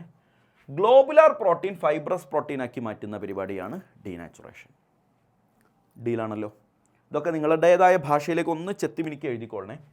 ഗ്ലോബുലാർ പ്രോട്ടീൻ ബയോളജിക്കലി ആക്റ്റീവ് അല്ലേടാ, ഫൈബ്രസ് പ്രോട്ടീൻ ബയോളജിക്കലി ഇനാക്റ്റീവാണ്. അപ്പോൾ ഈ ഒരു ഡീനാച്ചുറേഷൻ നടക്കുന്ന സമയത്ത് അയാൾക്ക് ബയോളജിക്കൽ ആക്ടിവിറ്റി ലോസസ് നഷ്ടപ്പെടും. ഇനി അടുത്തത് ഓർത്ത് വെക്കുക, ഈ ഡീനാച്ചുറേഷൻ നടക്കുന്ന സമയത്ത് ഒരു ചെയിനിൻ്റെ primary structure, secondary structure, tertiary സ്ട്രക്ചറിനൊക്കെ മാറ്റം വരുമോ എന്നാണ് ചോദ്യം. ടേർഷറി സ്ട്രക്ചർ ചേഞ്ച് ചെയ്യും, സെക്കൻഡറി സ്ട്രക്ചറും ചേഞ്ച് ചെയ്യും, പക്ഷെ പ്രൈമറി സ്ട്രക്ചറിന് ചേഞ്ച് ഉണ്ടാവില്ല. No change. ഓർത്ത് വെക്കണേ. During denaturation secondary and tertiary structure changes but primary structure remains same, remains intact, അങ്ങനെ തന്നെ നിലനിൽക്കും. ഇത് വളരെ ഇമ്പോർട്ടൻറ്റ് പോയിൻ്റാണ്. മസ്റ്റായിട്ടും നിങ്ങളുടെ ആൻസറിൽ ഉണ്ടായിരിക്കേണ്ട സാധനമാണ്. And the process of denaturation is irreversible. Once നിങ്ങൾ ഡീനാച്ചുറേഷൻ നടത്തി കഴിഞ്ഞാൽ തിരിച്ചതിനെ ഗ്ലോബുലാർ പ്രോട്ടീനാക്കി മാറ്റാൻ പറ്റില്ല. ഡീനാച്ചുറേഷൻ എങ്ങനെയൊക്കെ ചെയ്യാം? ഒന്നിരിക്കൽ ഹീറ്റിംഗ്, ചൂടാക്കിയിട്ട് ചെയ്യാം, അല്ലെങ്കിൽ pH ചേഞ്ച് ചെയ്യാം. pH ചേഞ്ച് ചെയ്യുക പറഞ്ഞാൽ ആസിഡോ ബേസോ ഒഴിച്ചു കൊടുക്കുക. നമ്മൾ ചെയ്യുന്ന 2 ഡീനാച്ചുറേഷനാണ് ബോയിലിംഗ് ഓഫ് എഗ്ഗ്, മുട്ട പുഴുങ്ങുക, കേർഡ്ലിംഗ് ഓഫ് മിൽക്ക്, പാല് തൈരാക്കി മാറ്റുക. ഇത് രണ്ടും നോർമലി നമ്മൾ ചെയ്യുന്ന ലൈഫിലുള്ള ഡീനാച്ചുറേഷൻ പ്രോസസ്സാണ്. പുഴുങ്ങിയ മുട്ട വിരിയുമോ? ഇല്ല, ബയോളജിക്കലി ഇറ്റ് ഈസ് ഇനാക്റ്റീവ്. പുഴുങ്ങിയ മുട്ട വെള്ളത്തിൽ ലയിക്കുമോ? ഇല്ല. കാരണം എന്താ?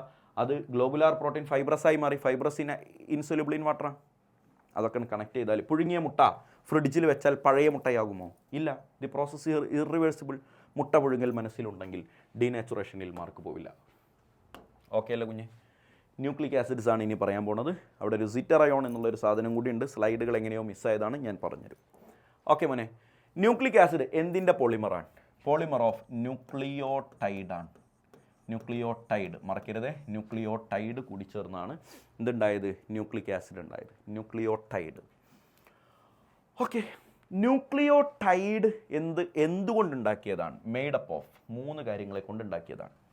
ഒരാൾ ന്യൂക്ലിയോടൈഡ് ആവണമെങ്കിൽ അതിലൊരു പെൻഡോസ് ഷുഗർ വേണം, അതിലൊരു നൈട്രോജിനസ് ബേസ് വേണം, അതിലൊരു ഫോസ്ഫേറ്റ് ഗ്രൂപ്പ് വേണം. 3 കാര്യങ്ങൾ ഉണ്ടെങ്കിലാണ് ന്യൂക്ലിയോടൈഡ് ആവുകയുള്ളൂ. ഫോസ്ഫേറ്റ് ഗ്രൂപ്പ് എടുക്കാനില്ല എന്ന് കൂട്ടിക്കോ. പെൻഡോസ് ഷുഗറും നൈട്രോജിനസ് ബേസും മാത്രമേ ഉള്ളൂ. That is called nucleoside. മറക്കരുത്. ഓക്കെ, ഇനി ആ രണ്ടാമത്തെ ആളില്ലേ നൈട്രോജിനസ് ബേസ്, അത് 2 വിധമുണ്ട്. പേര് പഠിച്ചോ, പ്യൂരിൻസ് ആൻഡ് പിരിമിഡിൻസ്. ആരൊക്കെയാണ് പ്യൂരിൻ? പഠിച്ചോളനെ. Adenine, guanine. ഷോർട്ടാക്കി എഴുതിയാലും നിങ്ങൾക്ക് മനസ്സിലാവുന്നതാണ് ഞാൻ വിചാരിക്കുന്നത്. ഇവർ 2 പേരും പ്യൂരിൻസ് ആണ്. തൈമിൻ, സൈറ്റോസിൻ, യുറാസിൽ, ഈ 3 പേരും പിരിമിഡിൻസ് ആണ്. അതൊക്കെ വളരെ സിമ്പിൾ ക്വസ്റ്റ്യൻ ആണ്, ചോദിച്ചു കഴിഞ്ഞാൽ തെറ്റിക്കാൻ പാടില്ല. 2 ന്യൂക്ലിയോടൈഡുകൾ തമ്മിൽ കണക്ട് ചെയ്യുന്ന ലിങ്കേജിൻ്റെ പേരാണ് phospho dye ester bond. Dye ester bond. അപ്പോൾ 3 ബോണ്ട് ഇപ്പോൾ ഞാൻ പഠിപ്പിച്ചു. 2 മോണോസാക്കറൈഡുകൾക്കിടയിൽ ഗ്ലൈക്കോസിഡിക് ലിങ്കേജ്, 2 പ്രോട്ടീൻ അമിനോ ആസിഡുകൾക്കിടയിൽ പെപ്റ്റൈഡ് ലിങ്കേജ്, 2 ന്യൂക്ലിയോടൈഡുകൾക്കിടയിൽ ഫോസ്ഫോഡൈസ്റ്റർ ബോണ്ട്. ഇതിലേതെങ്കിലുമൊക്കെ ഒന്ന് പരീക്ഷയ്ക്ക് എന്തായാലും വരും. ഒന്ന് ഓർത്ത് വെച്ചേക്കണം കേട്ടോ മോനെ. 2 ടൈപ്പ് ന്യൂക്ലിക് ആസിഡ് ഉണ്ടടാ, DNA, RNA. അവർ തമ്മിലുള്ള ഡിഫറൻസ് ചോദിച്ചാൽ അടിപൊളിയാവും. DNA ഫുൾ നെയിം എന്താ? Deoxy റൈബോ nucleic acid. RNA full name എന്താ? ഈ ഡിയോക്സി കൊണ്ട് ഒഴിവാക്കിയാൽ മതി. റൈബോ ന്യൂക്ലിക് ആസിഡ്. ഞാൻ അവിടെ എഴുതുന്നില്ല, നിങ്ങൾക്ക് മനസ്സിലാവാൻ. ഡബിൾ സ്ട്രാൻഡഡ് ആണ് DNA. RNA സിംഗിൾ സ്ട്രാൻഡഡ് ആണ്. DNA എവിടെ കാണപ്പെടുക? ന്യൂക്ലിയസിലാണ്. RNA എവിടെ കാണപ്പെടുക? സൈറ്റോപ്ലാസത്തിലാണ്. സൈറ്റോപ്ലാസം. DNA-യിൽ യുറാസിൽ ഉണ്ടാവില്ല. യുറാസിൽ ആബ്സെൻ്റ് ആണ്. RNA-യിൽ തൈമിൻ ആബ്സെൻ്റ് ആണ്. Thymine absent. DNA-യിൽ ഇല്ലാത്തതാര? യുറാസിൽ. RNA-യിൽ ഇല്ലാത്തതാര? തൈമിൻ. DNA-യുടെ ഫങ്ഷൻ RNA സിന്തസിസ് ആണ്. RNA ഉണ്ടാക്കുക എന്നാണ് DNA-യുടെ പണി. RNA-യുടെ ഫങ്ഷൻ പ്രോട്ടീൻ സിന്തസിസ് ആണ്. പ്രോട്ടീൻ ഉണ്ടാക്കുക. ആൻഡ് ദി ലാസ്റ്റ് ഒരു പോയിന്റും കൂടി പറഞ്ഞുതരാം. DNA മോർ സ്റ്റേബിളാണ്. മോർ സ്റ്റേബിളാണ്. RNA ലെസ് സ്റ്റേബിളാണ്. ഓക്കെ, അതുകൊണ്ട് തന്നെ RNA മോർ റിയാക്റ്റീവ് ആണ്. അതുകൂടി അവിടെ നോട്ടെ. ലെസ് സ്റ്റേബിൾ ആണെന്ന് പറഞ്ഞാൽ അയാൾക്ക് റിയാക്ഷൻ നടത്താനുള്ള ടെൻഡൻസി കൂടുതലായിരിക്കും. ഇയാൾ നല്ല സ്റ്റേബിളാണ്, അതുകൊണ്ട് ഇത് ലെസ് റിയാക്റ്റീവ് ആണ്. DNA RNA തമ്മിലുള്ള ഡിഫറൻസ് പരീക്ഷയ്ക്ക് ചോദിക്കാറുണ്ട്. DNA ഫിംഗർ പ്രിൻറ്റിങ്ങിൻ്റെ പിതാവ് ആരാണ്? നിങ്ങൾക്കറിയില്ലടാ, അലക് ജഫ്രി. അലക് ജഫ്രിയാണ് DNA ഫിംഗർ പ്രിൻറ്റിങ് കണ്ടെത്തിയ ആൾ. എടാ, വൈറ്റമിൻസിനെ കുറിച്ചും പരീക്ഷയ്ക്ക് ചോദിക്കാം. വൈറ്റമിൻസ് 2 രൂപത്തിലുണ്ട്. ഒന്നാണ് ഫാറ്റ് സൊല്യൂബിൾ വൈറ്റമിൻ, മറ്റേതാണ് വാട്ടർ സൊല്യൂബിൾ വൈറ്റമിൻ. സിമ്പിളാണ്, ഉറപ്പായിട്ട് മാർക്ക് കിട്ടും. ഫാറ്റ് സോലുബിൾ വൈറ്റമിൻസ് ആരാണെന്ന് ചോദിച്ചാൽ അഡക് എന്ന് ഓർക്കുക. Vitamin A, vitamin D, vitamin E, vitamin K. ബാക്കിയുള്ള 2 ഉണ്ട്, ബിയും സിയും. വൈറ്റമിൻ ബിയും സിയുമാണ് വാട്ടർ സൊല്യൂബിൾ വൈറ്റമിൻസ്, ഓർത്ത് വെച്ചേക്കണേ. അതുകൊണ്ട് തന്നെ വൈറ്റമിൻ ബിയും സിയും ഒക്കെ വാട്ടർ സൊല്യൂബിൾ ആയതുകൊണ്ട് യൂറിനിലൂടെ പുറത്തേക്ക് പോകാനുള്ള ചാൻസ് കൂടുതലാണ്. അതുകൊണ്ട് ഇവർ റെഗുലർലി നമ്മുടെ ഫുഡിലും ഡയറ്റിലും ഉണ്ടായിരിക്കേണ്ട ആളാണ് വൈറ്റമിൻ ബി ആൻഡ് സി. അപ്പോൾ vitamin C regularly you have to take vitamin C. എന്തുകൊണ്ട് എന്ന് പരീക്ഷയ്ക്ക് ചോദിച്ചാൽ അതിന് ആൻസർ ഇതാണ്. വൈറ്റമിൻ സി വാട്ടർ സൊല്യൂബിൾ ആണ്. It is readily excreted through യൂറിനിലൂടെ പുറത്തേക്ക് പോയിക്കൊണ്ടിരിക്കുന്ന ആളാണ് വൈറ്റമിൻ സി. അതുകൊണ്ട് ഉള്ളിലേക്ക് എടുക്കണം. അപ്പോൾ ഫാറ്റ് സൊല്യൂബിൾ വൈറ്റമിൻ ആരാ, വാട്ടർ സൊല്യൂബിൾ വൈറ്റമിൻ ആരാ, ഓർത്ത് വെച്ചേക്കുക. ഈ ഒരു ടേബിള് നിങ്ങൾ പഠിക്കുകയാണെങ്കിൽ പഠിച്ചാൽ മതി. ഇനി ഇതുവരെ പഠിച്ചിട്ടില്ലെങ്കിൽ വിട്ടേക്കുക. ആ ഒരു മാർക്കാണ് പോവുകയാണെങ്കിൽ പോട്ടെ. എടാ എൻട്രൻസിനൊക്കെ അത് ചോദിക്കാറുണ്ട്, പബ്ലിക് എക്സാമിന് ചിലപ്പോൾ ചോദിച്ചേക്കാം. ഒരു വൈറ്റമിൻ ശരീരത്തിൽ കുറഞ്ഞു കഴിഞ്ഞാൽ ഉണ്ടാകുന്ന അസുഖത്തിൻ്റെ പേരാണ്. കൂടുതൽ ചിന്തിക്കാനും നിൽക്കേണ്ട, ഇത് പഠിക്കല്ലാതെ വേറെ വഴിയില്ല. അപ്പോൾ അത് തീരെ പഠിച്ചിട്ടില്ലാത്ത ഒരു ഭയങ്കര ബേർഡൻ ആകുമെങ്കിൽ ഒഴിവാക്കിയേക്കുക. വൈറ്റമിൻ എ ഇല്ലെങ്കിൽ ഉള്ള അവസ്ഥയാണ് സീറോഫ്താൽമിയ എന്നൊരു അസുഖം, നൈറ്റ് ബ്ലൈൻഡ്നെസ് എന്ന് പറയുന്ന അസുഖം എന്താണെന്നൊക്കെ പറഞ്ഞു തരണമെന്നുണ്ട്, കൂടുതൽ സമയം കളയുന്നില്ല. B1 ഇല്ലെങ്കിൽ, വൈറ്റമിൻ B1 ഇല്ലെങ്കിലുള്ള അസുഖത്തിൻ്റെ പേരാണ് ബെറിബറി. B2 ഇല്ലെങ്കിലുള്ള അസുഖത്തിൻ്റെ പേരാണ് കിലോസിസ്. B6 ഇല്ലെങ്കിൽ കൺവൾഷൻസ്. B12 ഇല്ലെങ്കിൽ, ഇത് പരീക്ഷയ്ക്ക് എപ്പോഴും ചോദിക്കുന്ന ആളാണ്, അതെല്ലാവരും ഒന്ന് പഠിച്ചു വെച്ചേക്ക്, പെർനീഷ്യസ് അനീമിയ എന്നാണ്, അല്ലെങ്കിൽ anaemia, simply anaemia. Vitamin B12 ഇല്ലെങ്കിൽ. വൈറ്റമിൻ സി ഇല്ലെങ്കിൽ സ്കർവി എന്താ, ബ്ലീഡിങ് ഗമ്മില്ലേ, മോണ പൊട്ടി ചോര വരിക. വൈറ്റമിൻ ഡി എല്ലുമായി ബന്ധപ്പെട്ടതാണ്. അപ്പോൾ എല്ലിൻ്റെ പ്രശ്നങ്ങളാണ് ഉണ്ടാവുക, റിക്കറ്റ്സ് എന്ന് പറയുന്ന അസുഖം, ഓസ്റ്റിയോമലേസിയ. വൈറ്റമിൻ ഇ ഇല്ലെങ്കിൽ കുറഞ്ഞു കഴിഞ്ഞാൽ RBC പൊട്ടി പോകും, ഇൻക്രീസ്ഡ് RBC ഫ്രാജിലിറ്റി. വൈറ്റമിൻ കെ ഇല്ലെങ്കിൽ increased blood clotting time. Normally blood clot ആകുന്ന സമയം കൊണ്ട് അയാൾക്ക് ബ്ലഡ് ക്ലോട്ട് ആവില്ല. കഴിഞ്ഞു. ഇനി ഞാൻ വിട്ടുപോയ കുറച്ച് കാര്യങ്ങൾ ഈ ചെറിയ സ്ലൈഡുകളിൽ ഞാനിവിടെ നിങ്ങൾക്ക് പറഞ്ഞുതരാം. എടാ മോനെ, ആദ്യം നിങ്ങൾ സ്വിറ്റർ അയോൺ പഠിക്കുക. സ്വിറ്റർ അയോൺ എന്താണ്? സ്വിറ്റർ അയോൺ ഓർത്ത് വെക്കണേ. സ്വിറ്റർ അയോൺ എന്ന് പറഞ്ഞാൽ ഇങ്ങോട്ട് നോക്കടാ, NH2CH2COOH, ഇതൊരു അമിനോ ആസിഡ് ആണല്ലോ. ഈ അമിനോ ആസിഡിൽ ഒരു ആസിഡ് ഗ്രൂപ്പും ഉണ്ട്, ബേസിക് ഗ്രൂപ്പും ഉണ്ട്. ഈ ആസിഡ് ഗ്രൂപ്പും ബേസിക് ഗ്രൂപ്പും തമ്മിൽ അവിടെ ഒരു IMP നടക്കും. IMPൻ്റെ ഫുൾ നെയിം കേട്ടോട്ടോ, ഇൻറ്റേർണൽ മൈഗ്രേഷൻ ഓഫ് പ്രോട്ടോൺ എന്ന് പറഞ്ഞാൽ ഇതിൻ്റെ ഉള്ളിലൊരു പ്രോട്ടോണിൻ്റെ മൈഗ്രേഷൻ നടക്കും. ഇവിടെ ആരാടാ പ്രോട്ടോൺ? COOHലെ H. അല്ലെങ്കിലും ഇത് ആസിഡ് അല്ലേ, ആസിഡ് H+ കൊടുക്കും. ഇത് ബേസ് അല്ലേ, ബേസ് H+ വാങ്ങും. അപ്പോൾ ഇവിടെ നിന്ന് ഒരു H ഇങ്ങനെ ഇങ്ങോട്ട് വരും. അപ്പോൾ അവിടെ എന്തായി, NH2 എന്നത് NH3+ ആയി, CH2COO-. ഇങ്ങനെ ഒരു അവസ്ഥയിലേക്ക് മാറും. ഈ അവസ്ഥയുടെ പേരാണ് zwitter ion, or it is called dipolar ion, അല്ലെങ്കിൽ ഇൻ്റർസോൾട്ട് എന്നൊക്കെ പേര് വിളിക്കും. ഈ സ്വിറ്റർ അയോണ് ശരിക്കും പഠിക്കണേ, at low pH.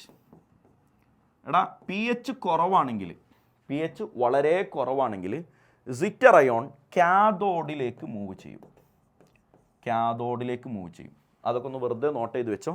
At high pH ആണെങ്കിൽ സ്വിറ്റർ അയോൺ ആനോഡിലേക്ക് മൂവ് ചെയ്യും. ഇതൊക്കെ ഒന്ന് നോട്ട് ചെയ്ത് വെച്ചോട്ടാ. ഇനി അതിൻ്റെ ഇടയിൽ അപ്പോൾ ഒരു ഇൻ്റർമീഡിയറ്റ് pH ഉണ്ടാവുമല്ലോ. എടാ ലോ pHൽ കാഥോഡിലേക്ക് മൂവ് ചെയ്യും, ഹൈ pHൽ അയാൾ ആനോഡിലേക്ക് മൂവ് ചെയ്യും. അതിൻ്റെ ഇടയിലൊരു ഇൻ്റർമീഡിയറ്റ് pH ഉണ്ട്. There is an intermediate pH. അങ്ങോട്ടാണ് ഞാനിപ്പോൾ പറഞ്ഞു വരുന്നത്, ഇൻ്റർമീഡിയറ്റ് pH. അവിടെ ഈ സ്വിറ്റർ അയോണ് കാഥോഡിലേക്കും പോകൂല, ആനോഡിലേക്കും പോകൂല. അതിൻ്റെ ഇടയിൽ നിൽക്കുന്ന ഒരു ഇൻ്റർമീഡിയറ്റ് pH ഉണ്ടാകും. ആ ഇൻ്റർമീഡിയറ്റ് pHനെ നമ്മൾ വിളിക്കുന്ന പേരാണ് ഐസോ ഇലക്ട്രിക് പോയിൻറ്റ്. എന്താണ് പേര്? ഐസോ ഇലക്ട്രിക് പോയിൻറ്റ്. ഇതാണ് എൻ്റെ പോയിൻറ്റ്.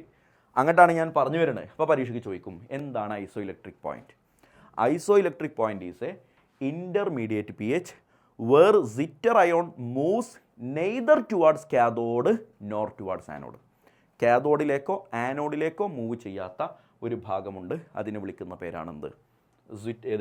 ഇൻ്റർമീഡിയറ്റ് pHൻ്റെ പേരാണ് ഐസോ ഇലക്ട്രിക് പോയിൻറ്റ്. ഇനി എന്താണ് reducing and non reducing sugar എന്നും കൂടി ഇവിടെ പറഞ്ഞുതരാം. എടാ റെഡ്യൂസിങ് ഷുഗർ എന്ന് പറഞ്ഞാൽ പഠിച്ചോട്ടോ, ടോളൻസ് റിയേജൻറ്റ്, ഫെലിങ്സ് റിയേജൻറ്റിനൊക്കെ റെഡ്യൂസ് ചെയ്യാൻ കഴിവുള്ളവർ. അപ്പോൾ ആരാ reducing sugar? The reducing sugar പഠിച്ചോ. Which can reduce Tollens reagent and Fehling's reagent. Simple അല്ലേ? അപ്പോൾ ആരാടാ non reducing sugar? Which cannot reduce Tollens reagent and Fehling's reagent. Simple അല്ലേ? എക്സാമ്പിൾ പഠിച്ചോട്ടോ. റെഡ്യൂസിങ് ഷുഗറിന് എക്സാമ്പിൾ ഓൾ മോണോസാക്കറൈഡ്. എല്ലാ മോണോസാക്കറൈഡുകളും reducing ഷുഗറാണ്. അപ്പോൾ ഞാൻ മോണോസാക്കറൈഡ് ആയിട്ട് എഴുതി തന്ന എറിത്രോസ്, റൈബോസ്, ഗ്ലൂക്കോസ്, ഫ്രക്ടോസ്, അവരൊക്കെ എന്താണ്? റെഡ്യൂസിങ് ഷുഗറാണ്. ഇനി മോണോസാക്കറൈഡ് അല്ലാതെ റെഡ്യൂസിങ് ഷുഗർ ആകുന്ന രണ്ടാളുണ്ട്. ആരാ അറിയോ? ലാക്ടോസും മാൾട്ടോസും. ഇവരെ നിങ്ങൾ ഓർക്കുന്നില്ലേടാ? ഞാൻ ഡൈസാക്കറൈഡ്സിൽ 3 ആളെ പഠിപ്പിച്ചെന്നില്ലേ? Maltose, sucrose, lactose. അതിലെ 2 ആളാണ് ഇവർ, ലാക്ടോസും മാൾട്ടോസും. അപ്പോൾ അതിലൊരാൾ മിസ്സിംഗ് ഇല്ലേ? ആരാ? സൂക്രോസ്. അതെന്തായിരിക്കും? നോൺ റെഡ്യൂസിങ് ആണ്. സൂക്രോസ് നോൺ റെഡ്യൂസിങ് ആണ്. ഓൾ പോളിസാക്കറൈഡ്സ്, എല്ലാ പോളിസാക്കറൈഡുകളും നോൺ റെഡ്യൂസിങ് ആണ്. എല്ലാ പോളിസാക്കറൈഡുകളും നോൺ റെഡ്യൂസിങ് ആണ്. അപ്പോൾ പൊന്നുമോനെ ശരിക്കും പഠിച്ചോ.